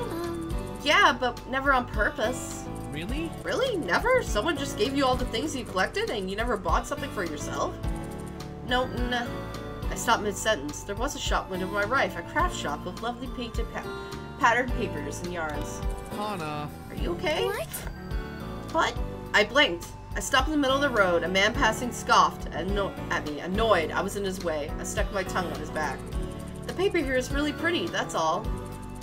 You like origami? Yeah. Oh yeah, my parents were really creative and they taught me how to fold the things. I got really good at it around the time my mother passed. I haven't done it in much time since then though. Hey. You should do it more often, it seems like you like it. No, that's okay. Come on, we're gonna miss the train. We sat in our compartments on the way back to Asagao. I couldn't help but review the conversation in my mind. I understood that it was the way that Jirard was, but it didn't seem like a good enough reason for all the effort he was going through. It was a figurine, after all. It wouldn't give him lasting happiness or anything. Jirard was staring out the window, a troubled look on his face. You know, thinking about it more, at this point, I might do it because it's because of who I am than anything else. Do what? Collect things. It's fun. It's part of me now. It gives me a quest to go after something to define myself, right? Exactly. I'm dedicated, disciplined, and persistent, and if I work hard enough, I'm rewarded for it. I kind of like that feeling. It makes me feel like I can impact things. I think that's something everybody needs in their life. Impact things? Jirard nodded. Did you ever have something like that? By the time we got back to campus, night had fallen. We jogged for our entrance, and Jirard escorted me back to Prisma's house. Thanks. Thanks for coming with me, Hana. No, thank you. It was fun to spend time with you again. I'm sorry you didn't find Pumpernickel. Jirard shrugged. That's okay. It gives me something to look forward to. He pumped a fist in the air. Finish it. Someday I'll prevail. See you later. Anyways, I'll see you later. Bye. Have a good night. I headed for my dorm room, a resolution for my mind. If Jirard was going to find Princess Pumpernickel, he knew more than just his eyes looking for him. Tomorrow, I would find Princess Pumpernickel. And that's how I found myself riding the train after school the next day, not even taking the time to change. If there was a way I could find Jirard's elusive Princess Pumpernickel, and then I could present it to him, I want to make him happy. And if he was happy, I'd be happy too. I wandered the city aimlessly, watching people float by me with a sinking feeling. Where was I even supposed to find it? I wanted to check some out by the shops, maybe junk antique shops, to the collection of old nerdy stores run by people who were just as big fans as Jirard was. I'd run willy-nilly into the city without a plan to my name. With a sigh, I pulled up my phone and typed IBK figurines in the search engine. Oh, there was only a few feet away? I zoomed in on the map, trying to figure out where the hell I was in relation to the direction it was giving. It seemed to be on the other side of this block, but which way was I supposed to go? I glanced up around me and it came to a full stop. There was an alley just to my right. Through it, I could see an orange and purple sign of Neil's Electronics and etc. Yay! Awesome! I started into the alley. What a convenient shortcut. I hated navigating cities more than anything, as much as I liked cities themselves. I wasn't familiar enough with them, so they were incredibly daunting, especially with the way people brushed past you like they didn't care at all. But as I reached the middle of the alleyway, a looming figure stepped out in front of me. Who are you? Why, hello there, miss. A man with a long pompadour stepped out and blocked my path, swirling a chain and something glinting on its end. My eyes followed the glinting thing, trying to catch a glimpse of what it was. Noticing this, he brought it to a standstill. My heart stopped. It was a knife. This is a real nice backpack you got there. Come from a rich family, do you? I backed away slowly, clutching my backpack to my chest with both hands. My entire month's allowance was inside of it. Without it, how was I supposed to eat? The robber sneered. I don't suppose you want me to have a look inside of that, eh? Maybe you want to give it to me. No! I turned around and started to run, but I didn't get far. A jolt of pain shot through my ankle and I cried out. I fell face first into the ground, biting my lip as I fell. Oh, ow! The iron taste of blood tickled my tongue and I spat it to the side. I tried to stand, but the pain made me fall back on the ground. The robber walked casually up to me. Easy taking candy from a baby. He held the knife onto one hand, reaching out to me with the other. I scoffed away as quickly as I could, eventually running into the wall. There was nowhere left to go, but the knife kept coming closer. Tears in my eyes, I flung my arms overhead. Jirard, help! Wait, what? Whoa, what's going on here? Jirard was there? I lowered my arms, completely flabbergasted. Jirard stood in the alleyway, a semi-pleasant look on his face as he was greeting an old friend instead of confronting an armed robber. You. Hey. Baggy, so we meet again. The robber, Baggy, stepped away from me, holding the knife up towards Jirard. They seemed to know each other somehow? Jirard stepped between me and Baggy, a dangerous glint in his eye. I quickly scooted behind him. If you wouldn't mind laying off Hannah, that would be great. I doubt you'd like Mistress Avila to hear about this. You wouldn't dare. I'll slit your throat if you got the chance. Jirard pulled his cell phone out of his pocket. He already opened it in his hand. He turned the screen towards Baggy, hovering over the send button. Would you? Baggy glanced around himself, trying to figure out a way to escape. Finally, he looked back at Jirard, rage practically shooting off of him. You never will last to me, Jirard. Someday I'll have my revenge. Yeah, whatever. Yeah, tell it to your mother. And make sure to tell her hi. I will. She'll say hi back. Nice. Baggy pocketed his knife and wandered out of the alleyway, heading toward who knows where. Jirard watched him as he was out of sight, and then bent over next to me. Hana. Are you okay? What are you doing all the way out here in an alleyway by yourself? How did you know that man? Huh. Me and Baxter used to go to school together. Such a card, that one. Card. But are you okay? Tears filled my eyes. I was so relieved to see him. The impact of what just happened was finally hitting me. My throat tightened until I couldn't reply. Jirard's gaze traveled from my face to my hands. I clasped tightly around my ankle. Hold the phone. What? Wait, you're hurt?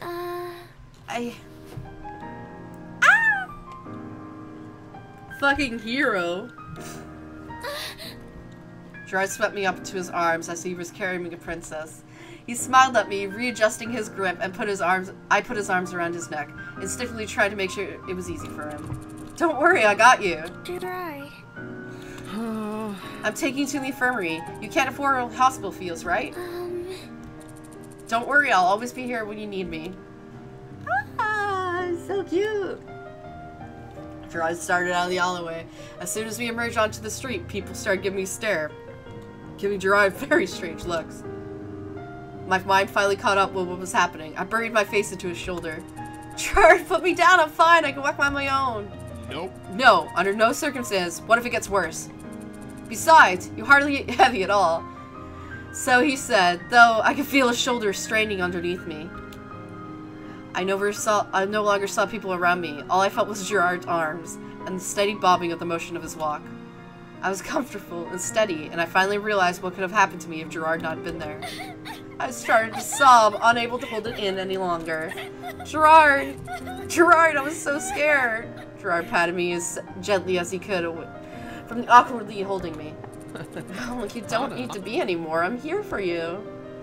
Jirard's shoulder muffled my sobs, and I didn't pull away from him until we got back to Asagao. So cute! Jirard pulled open the door to find the nurse's office, carrying me through. Mr. McPasta barely even looked up from his desk. With a single glance, he pointed to the bed in the back of the room. Jirard placed me gently onto it and shook his arms. He was breathing rather heavily, but he was doing his best to hide it. Shame crept down my neck, but Jirard didn't complain. He probably didn't want me to feel bad. Are you feeling alright? I think I hurt my ankle.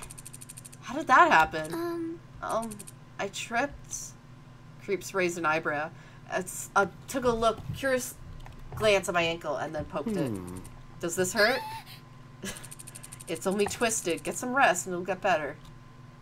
He glanced from me to Jirard and then smiled creepily. Creepy smile. I've got to run an errand real quick, but I'm sure I can leave you in his care. But Creeps left, his clothes sweeping out like wings of a great wheat bat.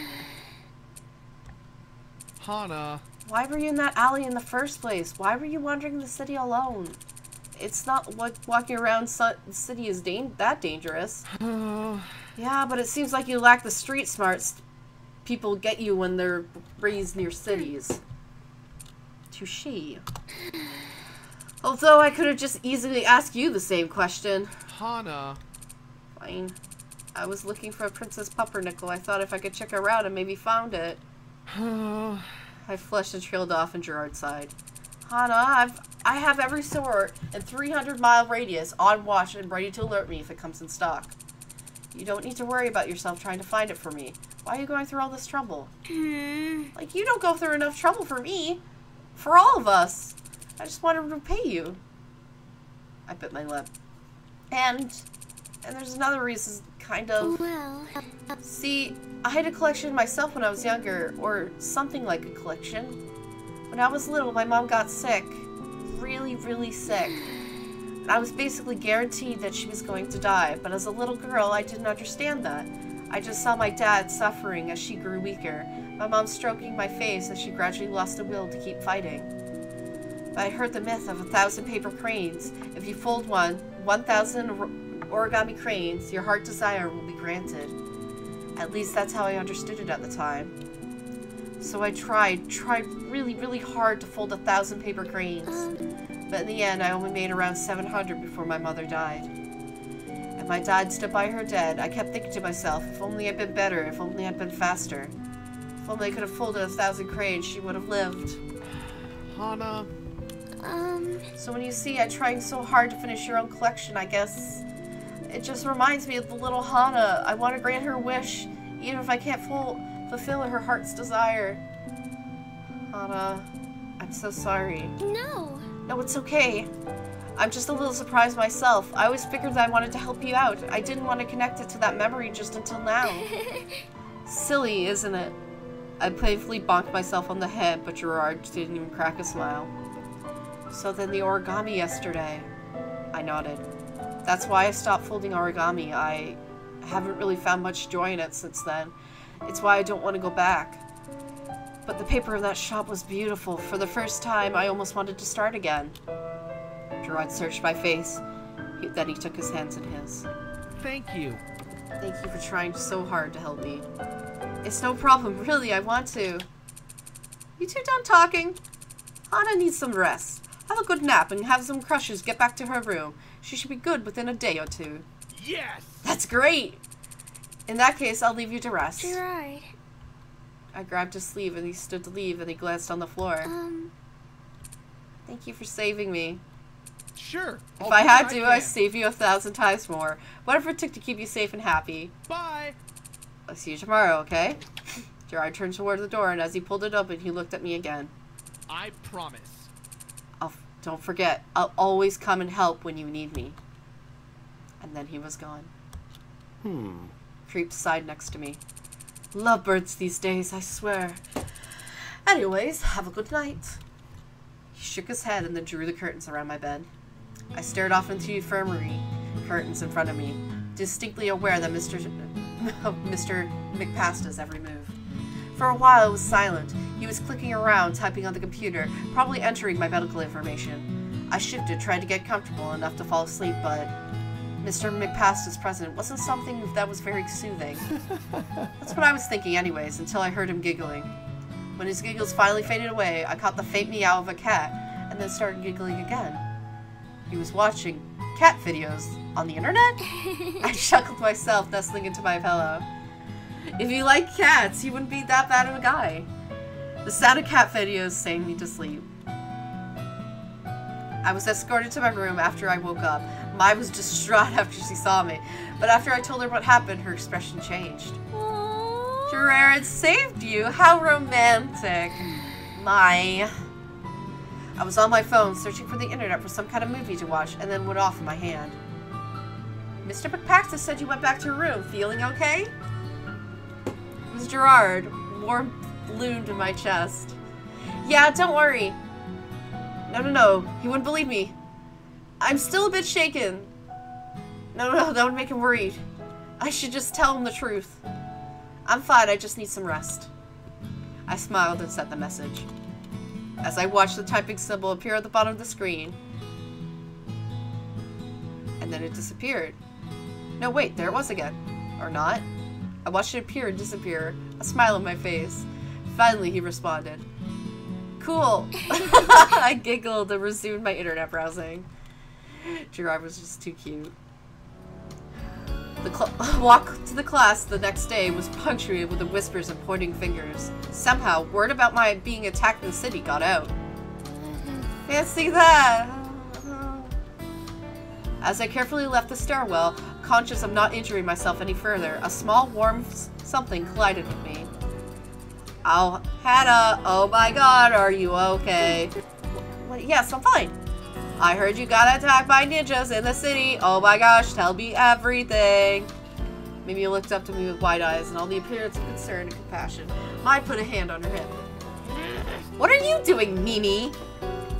What are you talking about? I'm just concerned for my friend Hannah here. She slung an arm around my shoulder, rubbing my back like I was a baby who needed to spit up. My poor girl, you must have been so scared. No, not really. No, but the ninjas. There were no ninjas. No. But still. She tried to argue further. Ian walked past. Mimi drew tighter against her. Wow, I'm so glad you're okay, Hana. Ian stopped in his tracks, turned to us. Beside me, Mimi shook slightly, and she scrunched up her face, like she was trying to hide a grin. Hana, are you okay? Yeah, I'm fine. It wasn't a big deal. That's good. I would have been upset to lose my biggest competition. Take care of yourself, alright? Yeah. I will. He nodded at me, smiling. Sorry, I'm just trying to get comfortable. And all the small gesture almost felt like a hug. But then he turned to Mimi. You. What the fuck was that again? Me.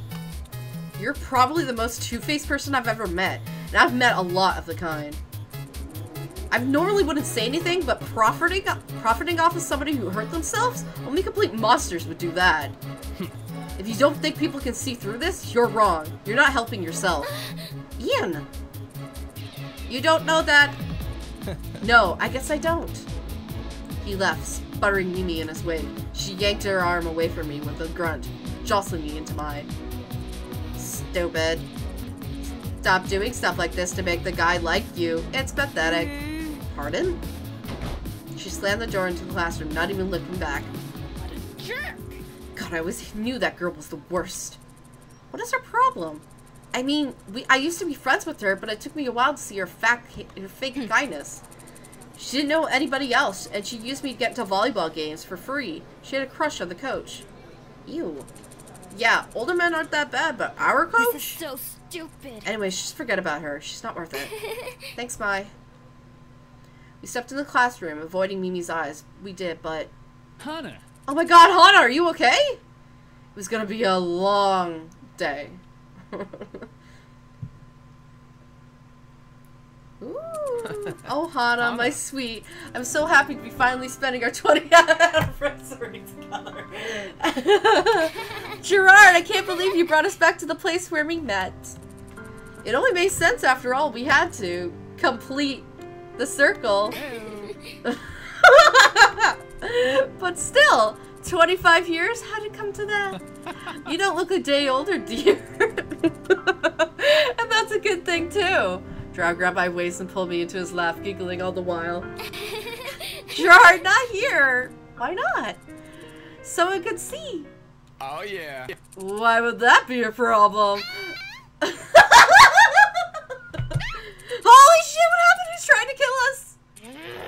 have camera off, but I'm not afraid to use it. I sprang from her bed in the middle of the room, wielding some sort of flaunting figure. Sorry, Ma, it was just a weird dream. Really? She relaxed and immediately hid her finger behind her back. What's that? Nothing. Mai? Oh, would you look at that? Mai pointed to the wall above my desk where there was only a calendar and tried to toss the figurine onto her bed. Instead, I clattered against the bedside and fell to the floor. What? Mai, is this my Chubi-Pa figure? I glanced at the corner of my desk. Sure enough, Chubi-Pa was missing. I guess it is. Fancy that. Why do you have it?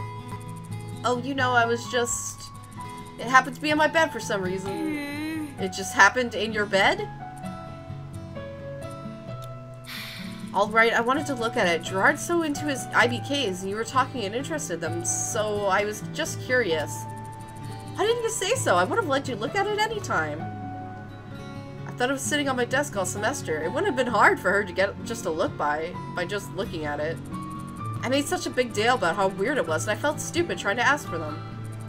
Anyways, now that you have it back, we're not under attack, I'm gonna go back to bed. Good night.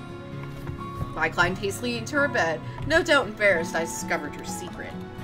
With a smile, I set Chubiga back on my desk and snuggled into my blankets. What kind of dream did you have anyways? I sighed, looked up, we were both gonna be in the bed, embarrassed. My leg felt much better the next morning, which is a good thing, because all morning I was paranoid I would see Jirard. I spent the walk to class, ducking behind corners, jumping behind strangers. After the dream I had, I didn't know how I would face him. I watched the clock tick away for hours, increasing anxiety. Every time I looked up, I saw a new hour. My throat tightened. But of course, the time for my doom came. Lunch! Don't even worry about it, you'll be fine. Mai patted me on the back on our way, but I shook my head. As soon as we entered the cafeteria, I searched the normal goods table for Jirard, but he wasn't there. I glanced at the lunch line, out the door behind us, spaces in between, nothing. Where is he? Mai shrugged. Got what you wished for! I bit the inside of my lip and I headed to the lunch line. As usually the case, Asagao served a mixture of foods from all across the world. With so many international students attending, it only made sense for them to do something like that. With our French and Thai food on our plates, we headed for the table, where we sat and again searched the cafeteria. Nothing. Looking for something? I jumped, Satch sitting next to me, grinning devilishly at me. No, of course not. Satch laughed and jerked a thumb behind him. Jirard was at the table in the back room, a more private table surrounded by plants. He had an array of IBK figurines in front of him, and he was taking money from one of the students he was talking to. The student pocketed the Max Sculling Pun figurine, and Jirard shook his hand. He's selling his figurines? Only his extras. Really? Why? They're so important to him. I thought he kept all his extras. Satch shrugged. That I don't know. Maybe he got tired of the clutter? Jirard was now trying to pitch a kitty with lightning hair and a giant-ass sword just to a scary-looking first year. I turned back to my plate, trying to ignore my disappointment. After all, I didn't want to see him today. It was far too embarrassing. Nope, not at all. Lunch period passed by more slowly without Jirard. It wasn't that conversation did interest me, but it was the spark of the whole thing was gone. Without Jirard's cheeriness and inclusive tendencies, the convention's virtual games I've never seen or heard of. I pushed around my food, bored out of my mind. Finally, it was time to head back to class. With a grateful sigh, I got out of my seat and headed towards the trash bin. Hana! Jirard, hi! Fancy seeing you here. In the cafeteria. At lunch. Yeah, I'm glad I caught you. Since I didn't get to eat lunch with you today, I wanted to know whether you'd be interested in making it up for this weekend. Have lunch with you this weekend? Jirard was blushing slightly, a small smile on his lips. Was this a date? This was a date! Jirard was asking me on a date! You up for it? Yeah. With you? Definitely. Awesome! That's great. In case, I'll see you around noon Saturday. Right, can't wait. As I beamed like a buffoon, I made eye contact with Mai. She slowly shook her head at me. Called it. Totally called it. Shush. A real date with Jirard? I was more than ready for that. Saturday morning took its slow time coming, but when it finally did, I was ready. Mai was by my side, the one-woman equivalent of a team of stylists. She did my makeup for me, for sure. Made sure my hair was extra silky, and down just the right amount of perfume on my neck. And of course, she helped me pick out the cutest outfit. The one I felt like I was most comfortable in. When I was ready, it was just a matter of waiting. Aww. My baby Hana is all grown up! I'm so proud of you, honey! She pinched my cheek and I swatted her hand away. Stop that. It was only a few weeks ago we talked about dating boys and you acted like it was an impossibility. And now look where we are. Hannah's got herself a B.O.F. Stop, I don't! My cell phone vibrated on my desk and I snatched it up immediately. As I expected, it was from Jirard. Was he waiting outside? Hello, Scales. Welcome to the Strand. My heart pounding, I opened it up. Hannah, I can't make it today. I'm really sorry. I'll definitely find a way to make it up to you. Oh. Is it him? I showed her the message. Her face fell quietly as mine had. What the hell? Couldn't he have told you sooner than this? We would have wasted all that time. Mike caught the look on my face and started backtracking. I'm sure you wants a brain check. It's not like Jirard to do something like this. Yeah, it's not. He must have really wanted to go somewhere with me. He must have really not wanted to go with me. That's not what I meant, Hana. An odd, rather rhythmic knock tapped itself against our door. My shut up and you look. Well, if that's not Jirard, who is it? With a shrug, I go get the door, trying not to let the hope show on my face. Maybe it was a prank, or maybe he changed his mind, or it was just Satch. Hi, Satch. Don't look so happy to see me, please. But I think I know why you're bummed. Jirard just sent you his message, didn't he? What? How did you... Jirard says me to give you the most formal and sincere apologies. But seriously, he's really sorry. He wanted the message delivered in person, but I guess he got paranoid the wait would get your hopes up too high. Well, why can't he come? Well... That I don't know. Jirard's been acting strangely, and I know him almost better than anyone, and he's definitely going through something. He's not the type of want to unload on others, so I'm keeping my distance. Out of respect, if he wants my help, he will ask. Jirard's not that kind of person. Thanks for the warning. Satch chuckled, patted me gently on the head. I knew you were smarty. Anyways, I'll be going. You look really nice today, by the way. Thank you. Be good. Later. Satch waltzed down the hall, all smiles and good cheer. It made me complete sense why Jirard and him were such good friends. Head back into the dorm room. Mai had her purse on her shoulder and was looking at me expectantly. Yeah? You ready to go? Go where? Out to eat, silly. It's my treat today. There's this great chili place just off campus. Thanks, Mai. What are you thanking me for? I'm just hungry. Come on. I'll starve to death the way you're dolling. Once again, I found myself thinking. I was just so lucky to have Mai. I was both dreading and anticipating running into Jirard after that. Dreading because I didn't want to see him try to avoid me or turn in shame. That I knew he'd make a mistake. But anticipating because he was the only thing I wanted to know. Now, an explanation. But after that day, Jirard stopped coming to the cafeteria for lunch. Nobody knew why, but nobody was particularly concerned. Sometimes Jirard gets an idea to do something, and he doesn't stop until it's done. Okay, want to hear my fucking prediction? He was selling his extras, which he normally doesn't do, for a lot of extra cash. I guarantee, and the reason he wasn't there yesterday is because he was going to get the Princess Pumpernickel figurine. He's been talking about this entire game, so clearly this is all that's building up for. This is why he's acting weird. How do you think he becomes such a legendary completionist? It was fine for them, but I wasn't satisfied, not at all. It was that dissatisfaction, fucking goddamn it, that led me to standing in front of Jirard's door that my hands squished into my fucking shirt. I'm just checking in on him, just to be sure. I raised a trembling hand to the door and knocked. In the past, every time I knocked, Jirard's door flew open within seconds, Jirard's smiling face behind it. This time it didn't open. Jirard? I knocked again. Was he really not there? Where else would he be? But I think this time I heard rustling behind his door. Hana! Hana, is that you? Yeah. What's up? Are you okay? Can I come in? The latch turned and the door slowly creaked open about 1.5 inches.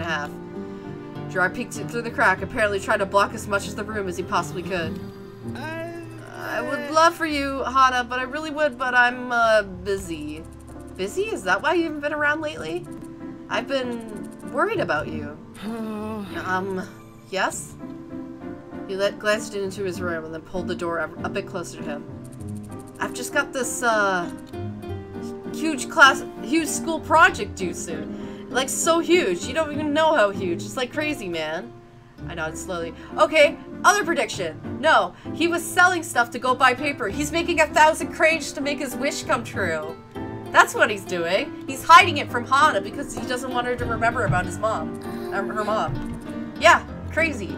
Yeah. Yeah, you get it. Like, I'm so big. Like, oh man, this is so big. It's like crazy big. Jeez, so much, you know?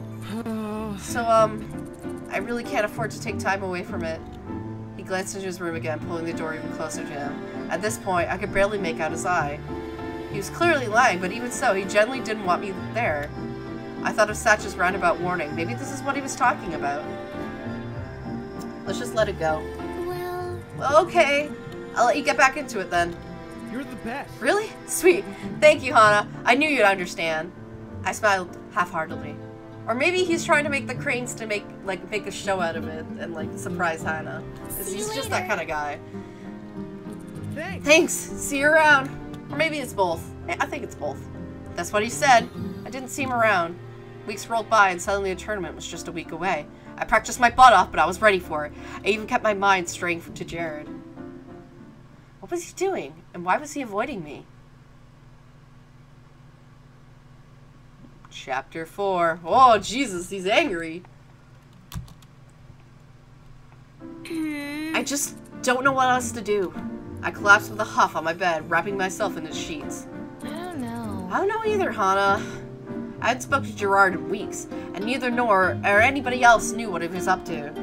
After class, he went straight to lunch, politely evading all conversation on the way. He grabbed his food and disappeared into his room, not only be seen until seconds before class started up again.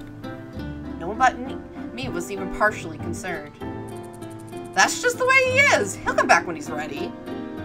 But that wasn't it. That wasn't the whole story. Of course I was concerned for his well-being. Knowing Jirard, he would push himself to the ends of the earth and meant completing some project he was working on. But at the same time, he hates me, doesn't he? Mai sat across the room from me, straddling her chest hair. What a jerk. If you really decide to just start up and hating you for no reason, then he's not the guy you thought he was, right? But I'm sure he is. He's not the kind of person to shut people out like that. So I either did something wrong or something wrong with him. Mai, what do I do? What? Are you seriously asking me that question? Sure, I mean, I don't exactly have any other leads to go off of, and you know way more about guys than I do. Well, you really like Jirard, right? Of course I do. Even if he's doing this because you upset him in this way. And even if he is being a total unreasonable, then you want to try fix the situation. Of course! If I did something wrong, I should totally reciprocate it. I groaned, rubbing her temples. Your thought isn't wrong, but the way you're applying it is. Well, if that's what you want to do, why don't you go try and do something to show him how much you care? You always talk about how Jirard's been doing all this stuff for you, so maybe you do something for him. He'll understand. It's possible he felt like you were taking advantage of his kindness. Do you think? That really couldn't be true. But there was no way.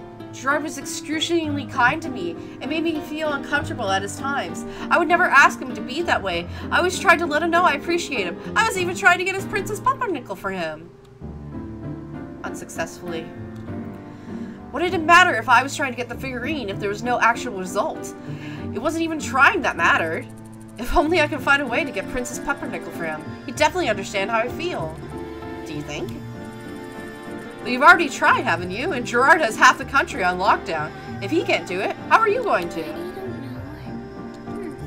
But I have to try. I have to do something to show Jirard how I truly feel about him. If, after all, he wants to do something with me, and he still wants to avoid me, then there's nothing I can do.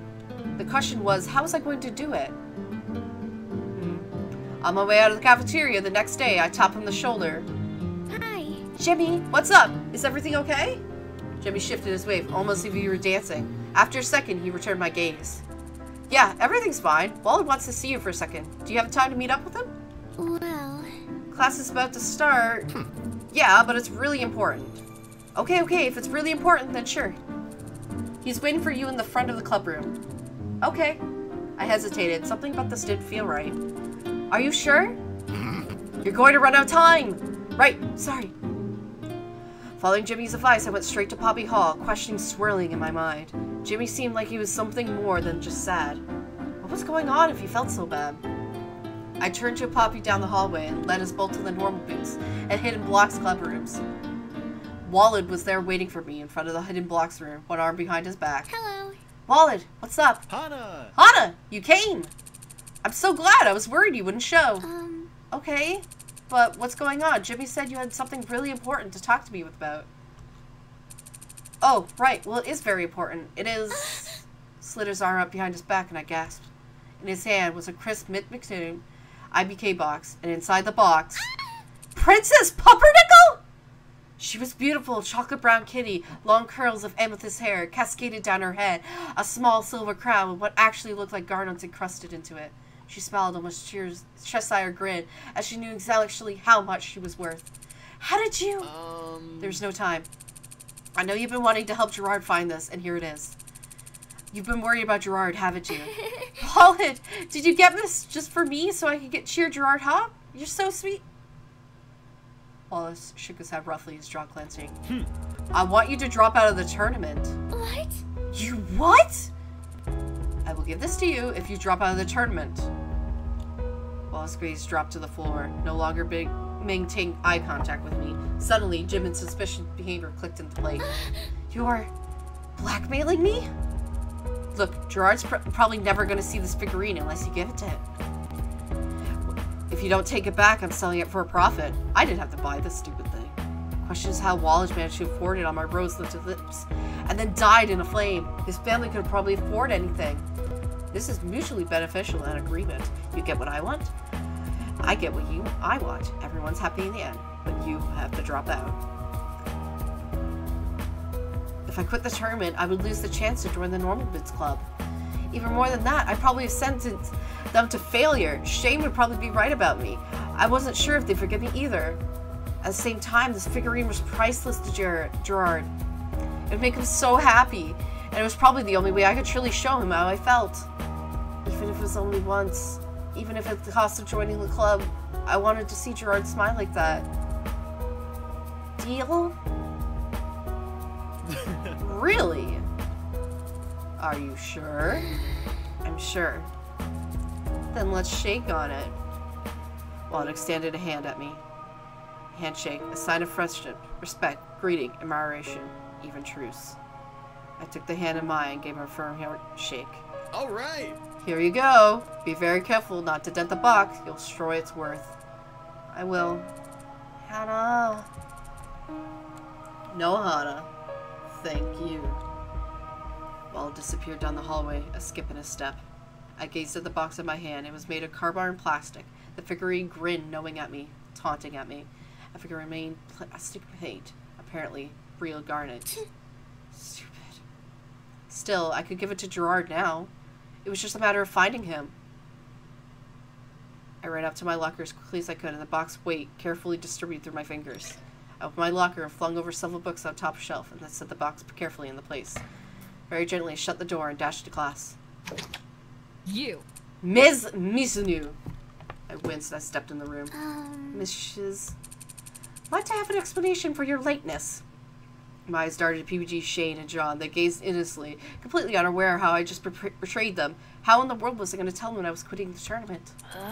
Ms. Mizunu. I don't. I'm sorry. Of course you don't. People never seem to these days. She snapped her fingers and pointed to my desk. Sit! I scrambled to my chair, trembling slightly. Mai leaned over my shoulder and giggled. Way to go. I sense a rant coming on. It's not my fault. Men. No. People these days do not have to respect each other's time. You made an agreement to meet me in a place. What do? They make you wait 20 minutes. No phone call, and not even a measly text. As if I don't have better things I could be doing to waiting around for you. Do they think they come cheap in this reality? Of course it doesn't. Every second you spend is a second you will never get back. Look at me! She slammed her hands on her desk. Look at me! Heed this. Respect a woman's time. She has very little of it. Miss Shiz fingered the chalk in her hands. At once it snapped in two. She cleared her throat and straightened up. Now, class, about regeneration shields. She's crazy. Don't say that, she's having a hard time. Do you even know how old she is? Isn't she like 25? Ha! That's what she'd like to think. It must be hard when you feel like you're getting older. Miss Shiz shot a glare in our direction, and we silenced. There was only one thing left for me to do, and I spent the entire rest of the class dreading it. No matter how hard I tried to spin my mind, this was a conversation that wouldn't deposit in. There's no way it would not make it hurt.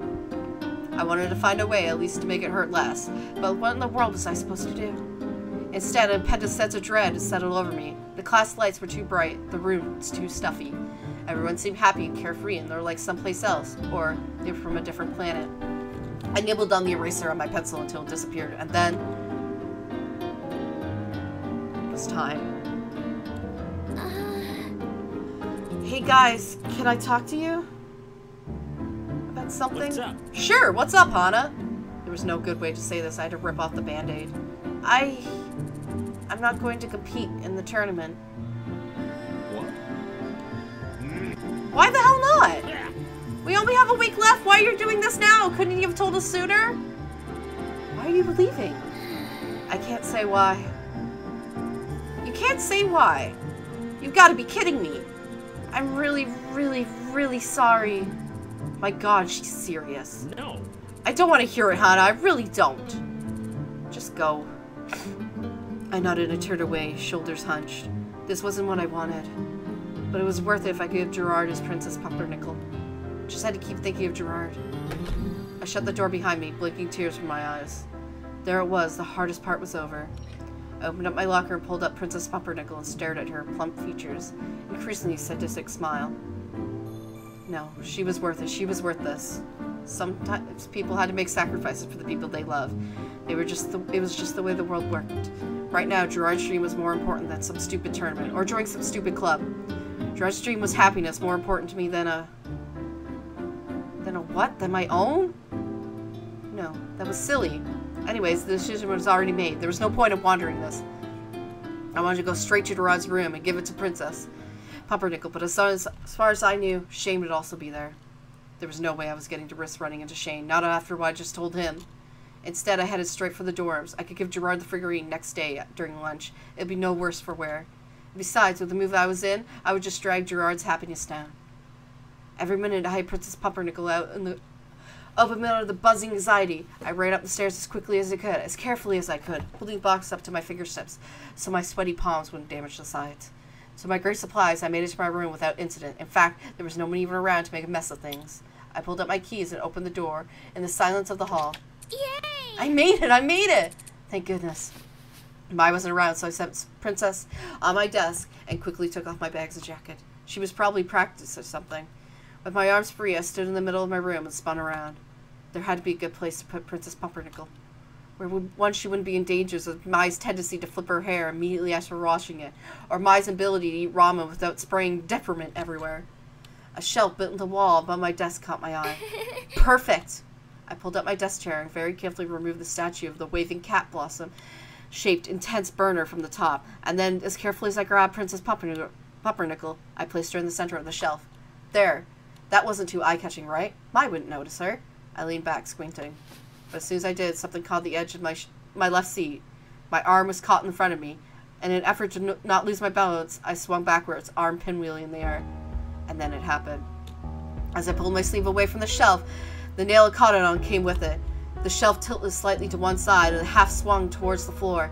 The objects trampled from the sky in slow motion. My arm, still attempting to catch my balance, didn't respond quickly enough. I grabbed for Princess Pumpernickel, but ended up jabbing into a small plastic frog in my hand.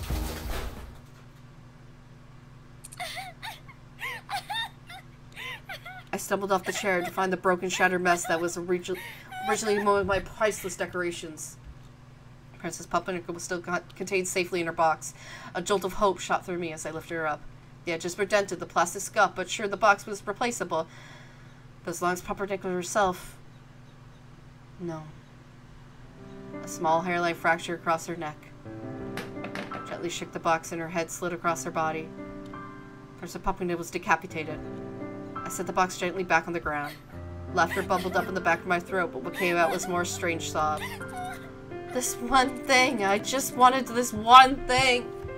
I grabbed the pillow and flung across the room, not sure whether I wanted to curl up in a ball and cry. Or beat the crap out of something. I couldn't do anything right. Hana. Hana, are you in there? Jirard, is that you? Are you okay? I attempted to muffle my sob with wasting my face in the key as I stood to get the door. Wait, Princess Pumpernickel, what if he saw if I destroyed her? One of the 3 copies in the world. He would never forgive me. Hang on.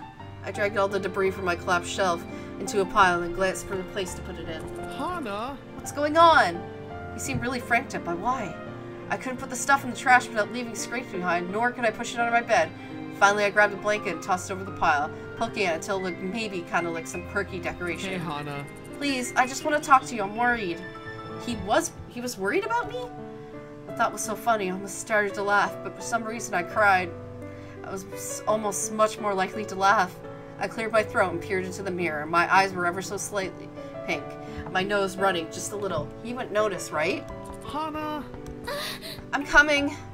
I grabbed a tissue and blew my nose and finally opened the door, slightly.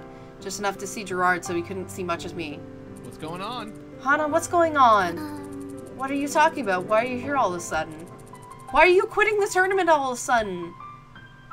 Shock went like a jolt through my spine. Of course, I shouldn't have guessed. Shane lived to Jirard. He also pretty much hated me. It wouldn't take a brain surgeon to realize one of the first people he would tell was Jirard. Well... About that, I hadn't much time to come up with a story either. My gaze dropped to the floor as I tried coming up with something, but Jirard made a face. You don't want to tell me the truth? No, it's not that. It's just that I need... I glanced inside my room, my gaze landing on Mr. Bunny. To go home? Hana? Is that apparent? You're a terrible liar. Can I come in? I guess. I stepped in the back and let Jirard in the room, my mind still spinning for some kind of explanation. Nothing there was. There was nothing to explain my sudden change of heart. Biting my lip, I changed tactics. Where have you been for so long? Huh? What are you talking about? Why haven't you been around for lunch or class or anything? It seems like you've been upset about something. No way! No, I'm not upset. Of course I'm not upset. He seemed genuinely surprised that I reached to this conclusion. So surprised he almost made me angry. It almost made me angry. Really? Really? Because you've been ignoring me as if you were upset. It's not surprised that I reached that conclusion. Hana. Is that why you decided to leave the tournament? You thought I didn't want you on the team? Is that not a... No. No, of course that's not why. What kind of worry wart do you take me for? You're not a worry wart? I mean... After I scanned my room, suddenly I realized it was the first time here. I shifted the urge to smooth out my bed and hid the papers on my desk. Doing something like that, I would only draw more attention to the fact that I had something to hide. Hana, your shelf is broken. Do you need help fixing it? He pointed to the shelf at my desk, which still hung vertically, following the destruction that had wrought. No, it's fine! I crossed my desk, trying to block the view of the broken shelf in my tiny frame. Jirard's eye traveled from the shelf to me, to the blanket pile next to my feet. What's that? He immediately tears prickled my eyes. Nothing! It's nothing! I have seduced PBG, by the way. Go check out my YouTube channel first. This is like fucking Christ. He's not a fucking vampire. He's fucking BBG. Nothing? You seem really sad about it. You sure I can't help? Jirard was staring at me with large puppy dog eyes. All sincerity and compassion. I slid to the floor, the energy draining from me. I was just trying to help you find Princess Pumpernickel, but... I pulled the blanket off from the pile, grabbing the box from the top. I decapitated her. I ruined it. Now you're gonna be so mad at me. I promised Violet I wouldn't be the tournament in exchange, and now I'm through. All the stress of the day finally caught up with me, and I started sobbing right there on the floor. I didn't want to see his face. I didn't want to see him, but... Jirard pulled me into a gentle hug. Hana, it's alright. It's okay. You don't have to feel bad. You promised to quit the tournament just to get me Princess Pumpernickel? I think that's the nicest thing anybody's ever done for me. Really? Is it? Of course it is. It makes me kind of happy you go so far for me. But you shouldn't go that far for me. It's not worth it giving up your dreams.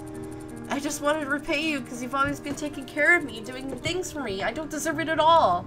Whoa, what? Who says you don't deserve it? Why don't you deserve it? Memories from the past year trickled into my mind. I was cold. I was cruel. I was completely despondent. I was somebody I was ashamed of being. I'm not a good person. Jirard let out a hearty laugh and his shoulder shaking against him, jostling my head.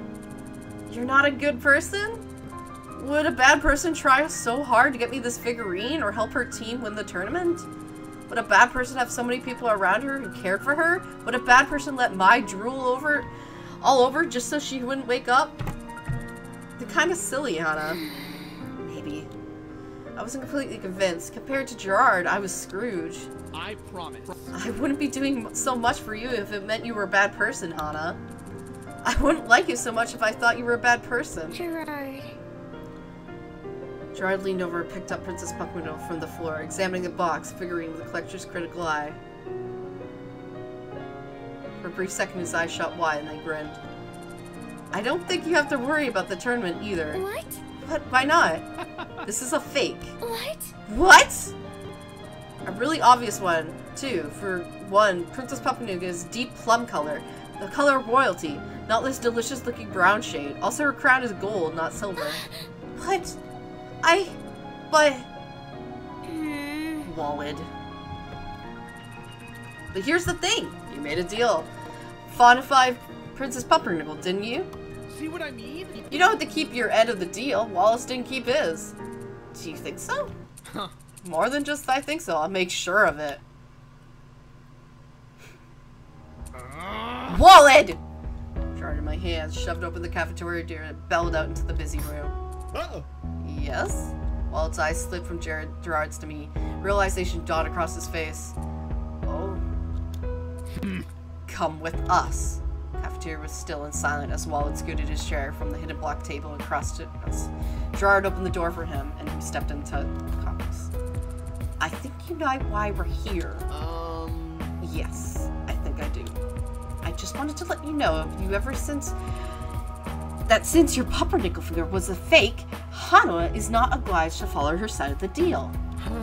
I can't believe you would do something like this. What? Fake? It's not a fake. Yeah, whatever. Of course it was a fake! Princess Pumpernickel figurine is supposed to be purple! What? What? But... You should have just come clean. I already know, so what's the point of pretending that you didn't know now? But... I really thought... Ball dusted the ground off his shoe, Jirard sighed. Hey, Hana. I'm gonna leave this up to you. You're the one he victimized, so it's up to you how you want to deal with it. We can tell the others, or we can ask Walid to leave the tournament, or well, how do you want to do this? Walid, did you seriously not know? I was sent it by a fan. They said it was the real deal, so I just assumed it was. And you, Jirard, were looking for it so long. It was stupid of me to ask you to leave the tournament, that's for sure, but I honestly thought we were going to benefit from it. Walid. You're really stupid. I know. I guess we'll see you in the tournament tomorrow, then. I guess so. Thanks for hearing me out, guys. No problem. It was only right. Walid stared across me from Jirard. A small wind blew, stirring up leaves from the ground. Honestly, I kind of hope you guys win. You deserve it. And then he was gone. Finally, the day of the tournament dawned.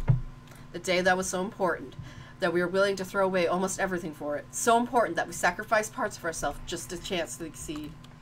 I shook the thought in my head. Why was I being so dramatic this morning? It was just a single event, sure. It decided whether I joined Normal Boots Club or not. With a sigh, I pulled on my uniform. Honestly, I was glad it was almost over. I stepped onto the fresh spring air, taking a deep breath. My event was one of the first, so it had to be there earlier than most. I set up my shoulders and started across campus. The arcade of which the tournament was being held was much smaller than I expected.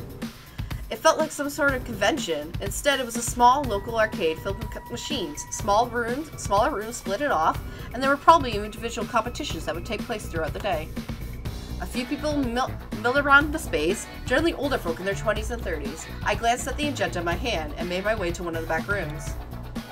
When I entered the competition room, I found 2 chairs on an elevated platform, a computer and a projector sitting between them. Ian sat in one of the chairs, looking bored out of his mind. Ian! Hey. It's about time you showed up. I was starting to get worried you died. Oh, that's sweet of you to be concerned. Is it? Yeah. I got into the chair next to him. A man came over me and checked my name and club affiliation. I said I was a member of the Normal Boots Club, a small surge of pride making me sit up straight as I did. There were chairs lined up for people to watch us compete, and to my surprise, the entire room seemed filled. I searched the crowd to find the guys. They were there. They came to support me. All of them. I smiled, the excitement flooding through me, and I was struck with terror. There was nothing like the threat of failing in front of all the people you cared about. As I started whirling in the crowd, a blur of movement caught my eye. Wall was sitting with the rest of the Hidden Blocks Club, looking distinctly uncomfortable. I lifted a hand and waved at him. He returned it half-heartedly. We sat together, neither of us making any form of small talk, and finally the lights around us dimmed and the projector started up, the main menu of Dumbledoon Revenge on screen. It was time to start. As the MC began his introduction and explained the rules of the game, Ian turned to me with a smirk on his face. Sure you're ready for this? Yeah. You bet I am! Ready to go? The man turned to us and Ian and I nodded. Then! 3, 2, 1, start! The game began. I immediately clicked to fill my screen with 2 more lines of blocks. Ian began working what he had. I scanned for blocks with the pink hearts, eliminating them one by one, making combos where I could. I still wasn't advanced enough to plan tons of combos ahead of time, but I could make it much more likely for combos to happen through probability. The pinks were all gone, but the green leaves were next. Dumbledoon started flipping at the top of the screen. Ian must be comboing, which means I had a few seconds before the blocks would fall. I set up combo on top of the screen. I started eliminating the orange blocks below it. That didn't happen. A 6th combo jumped down in front of me from my screen. My eyes crossed as I stared in shock. I just had to move the top block over 1 space, and then as quickly as I saw it, it vanished. The blocks looked normal again. You're dead! Ian's block fell upon my humble kingdom, and I slid into the combo piece. 2, 3, 4 combo, 5 combo, 6 combo, 7, 8 combo! Ian's attacks converted into blocks that hovered over mine. I set up several more combos and waited for them to fall. 10 combo legendary! Dumbledoon farted out rainbows over Ian's zone, then blocks. So many blocks. They didn't come in a chunk, they came in a torrential downpour all over Ian's side, sliding from left to right and back again. Ian blinked, his hands moving frantically over the screen. I wasn't sure he'd even seen it coming like that before. I'm sure he hadn't. I continued combo while it was happening, but at this point, there was no need. Ian's screen filled up. He kept trying to make combos until the very end, but... Game over! That was it. I won. I stared, dumbfounded at the screen in front of me. Ian's mouth hung open. The room was silent. Then... Whoa! Yeah, Hannah! Aw, yeah. I knew you could do it! I glanced up to see the room applying. All of it, even the Hidden Blocks Club. The announcer was gasping at the screen. I've never seen a score that high! Certain, I was red as tomato. I stood to climb down off the platform. Not so fast. Ian stepped out in front of me, grim as always. I braced myself for his infamous sarcasm. To my surprise, he laughed. Hana. That was a hell of a game, Hana. That's exactly what I wanted from you. He held a hand in the air and I looked at it in confusion. Don't leave me hanging. Yeah. Oh! I high-fived him and clasped his hand in his. Thanks, Hana. That was fun. Then he disappeared into the pressing crowd. Hana! Hana! What? Hands grabbed my waist and suddenly I was lifted in the air, spinning around the room. Jirard! Jirard let me go and I collapsed onto him with the warmest bear hug I ever got. Boom, baby! Yeah, I did! You're the best! I knew you could do it. You were all worried and I knew from the very beginning that if you put your mind to it, you could succeed. You're amazing, Hana. Jirard. Oh, but my event's up next. Will you come with me? Yeah. Of course I will! Jirard stepped into the main arcade room, searching for his event spot. We were lucky your event was the first one. Really? Really, why? I wouldn't have been able to see your event if it was any later. Jirard stepped into a rather small, almost closet-like room. 2 separate TVs were hooked up to the Nintendo 64 boxes. Jeff sat in a chair in front of one of the TV sets, watching the game's intro sequence. Something about Backpatted Birds played on repeat. It's Banjo-Kazooie. Aside from those chairs, there was little room to sit or even stand to watch. That's not surprising. Jeff and I will probably be here for a few hours. Our event will be the last to finish up. What? What? A few hours? Complete it. Well, more like several. At least 6. 6? Hey. Hey, dude, ready to get the show on the road? Just about. Good. Because I'm not about to go easy on you. Right. I'm not about to go easy on you either. You're not planning on watching the whole thing, are you? Yeah. Of course I want to watch you play and support you.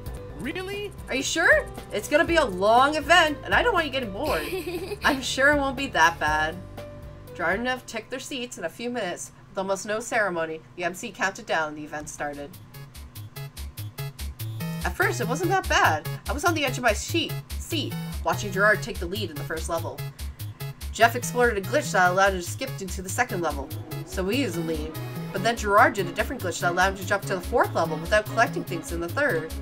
I marveled at the new jump glitch, a show of skill from the precise timing to the multitude of level restarts, and the other glitches exploited just to make it possible.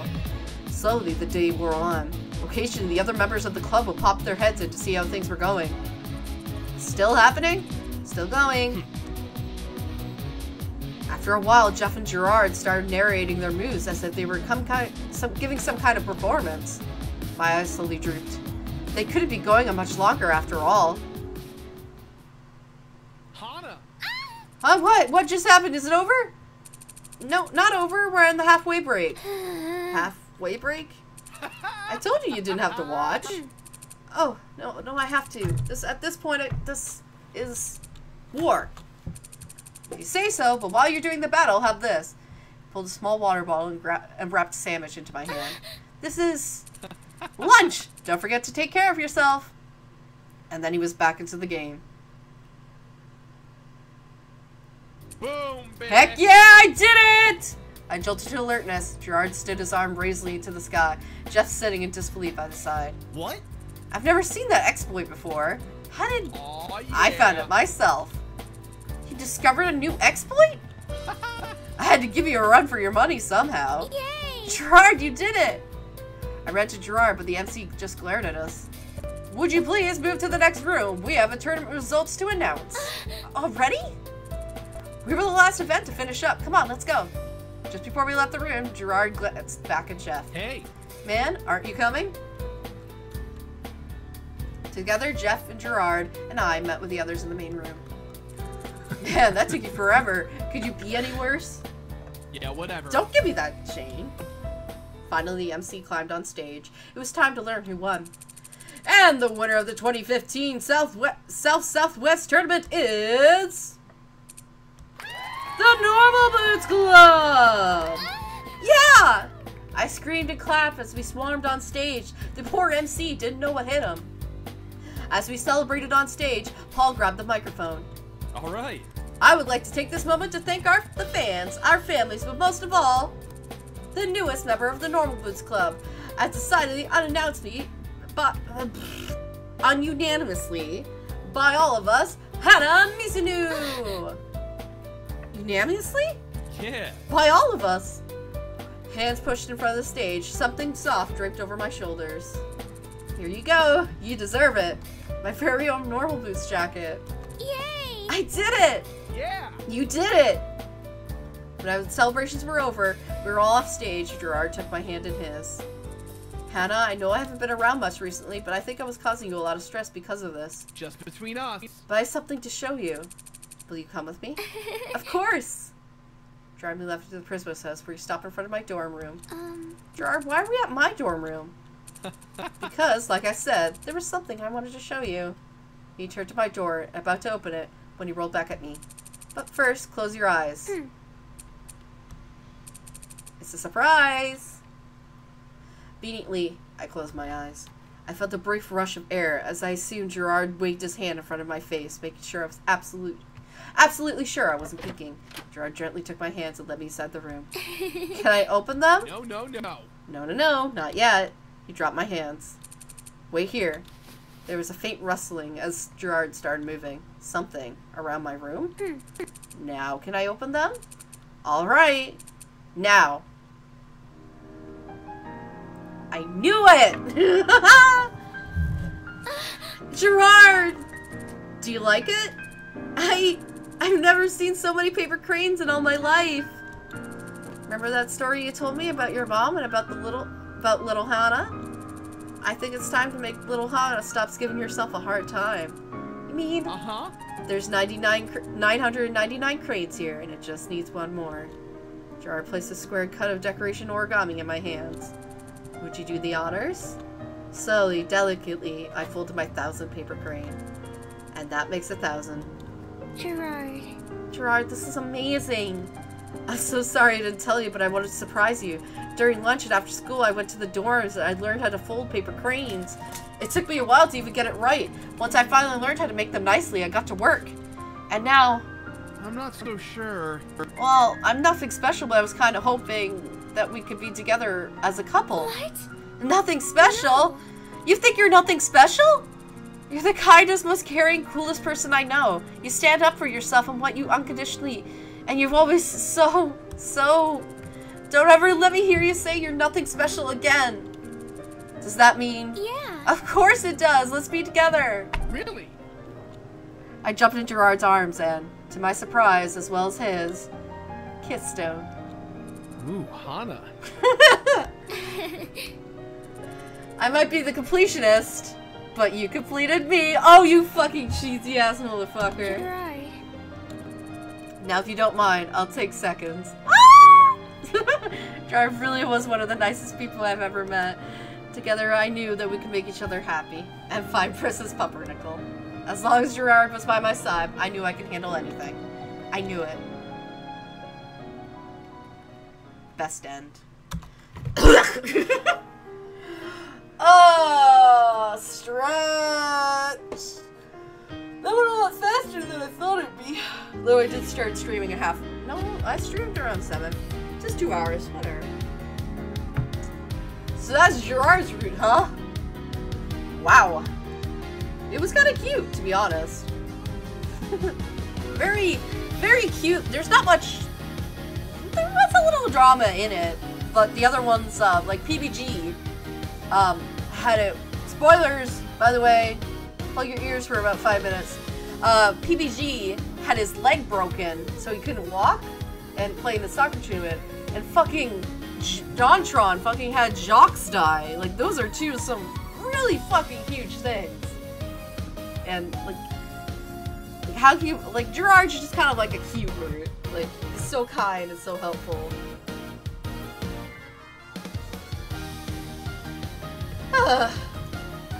I completed him. Oh yeah.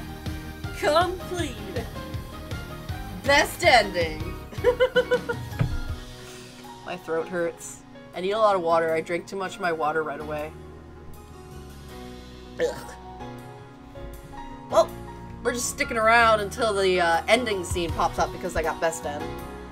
And then I can chillax for a bit. Before I go die.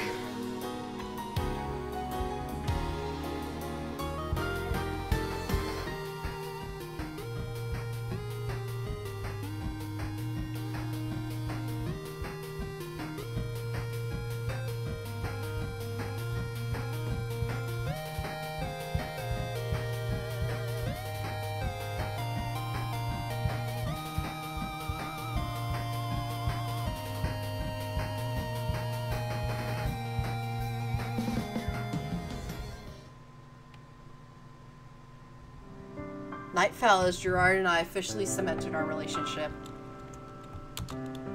Oop, am I not clicked on it? Oh. Reaction from people around us were expected. Unsurprising. Whoa! You two are dating? Whoa! I'm shocked. It's about time you gotta move on, Hannah. I'm happy for you guys. No, really. We gathered together all the paper cranes and then arranged them into families, piling them around my room until they resembled my own itty-bitty collection. Hey, Hana. Would you ever be interested in starting your own IBK collection, Helena? Would I? I thought you'd never ask. But even after all that, we snuggled down and watched a movie. One kept questioning, niggling itself at my side. Jirard. What's going on? Yes, my dear Hannah. How did you manage to get all these cranes in my room? Well... About that... How many of these damn cranes did Jirard fold? It's so stupid. Can you do me one teensy favor? It'll make happy... Please, can you do me one teensy favor? It'll make Hannah really happy, I swear. I swear, if Jirard ever asks me to do anything for him again, I'll defensestrate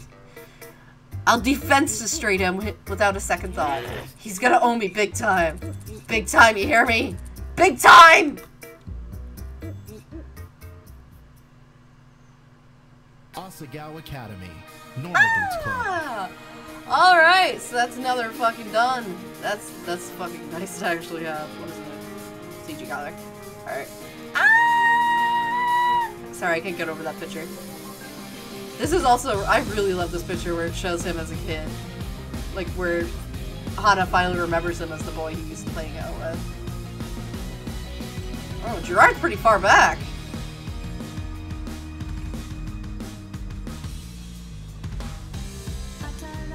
Wonder who this person is.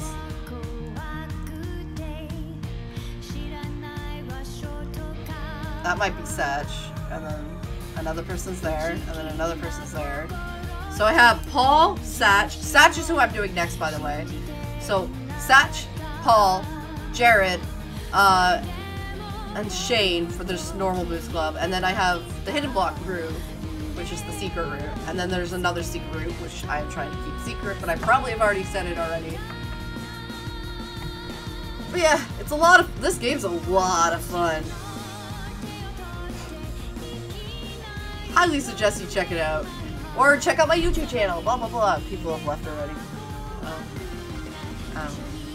People have left already. I have no reviewers. They just wanted to see the ending. I'm all alone. Okay. Well, that was fun, everyone. Good night.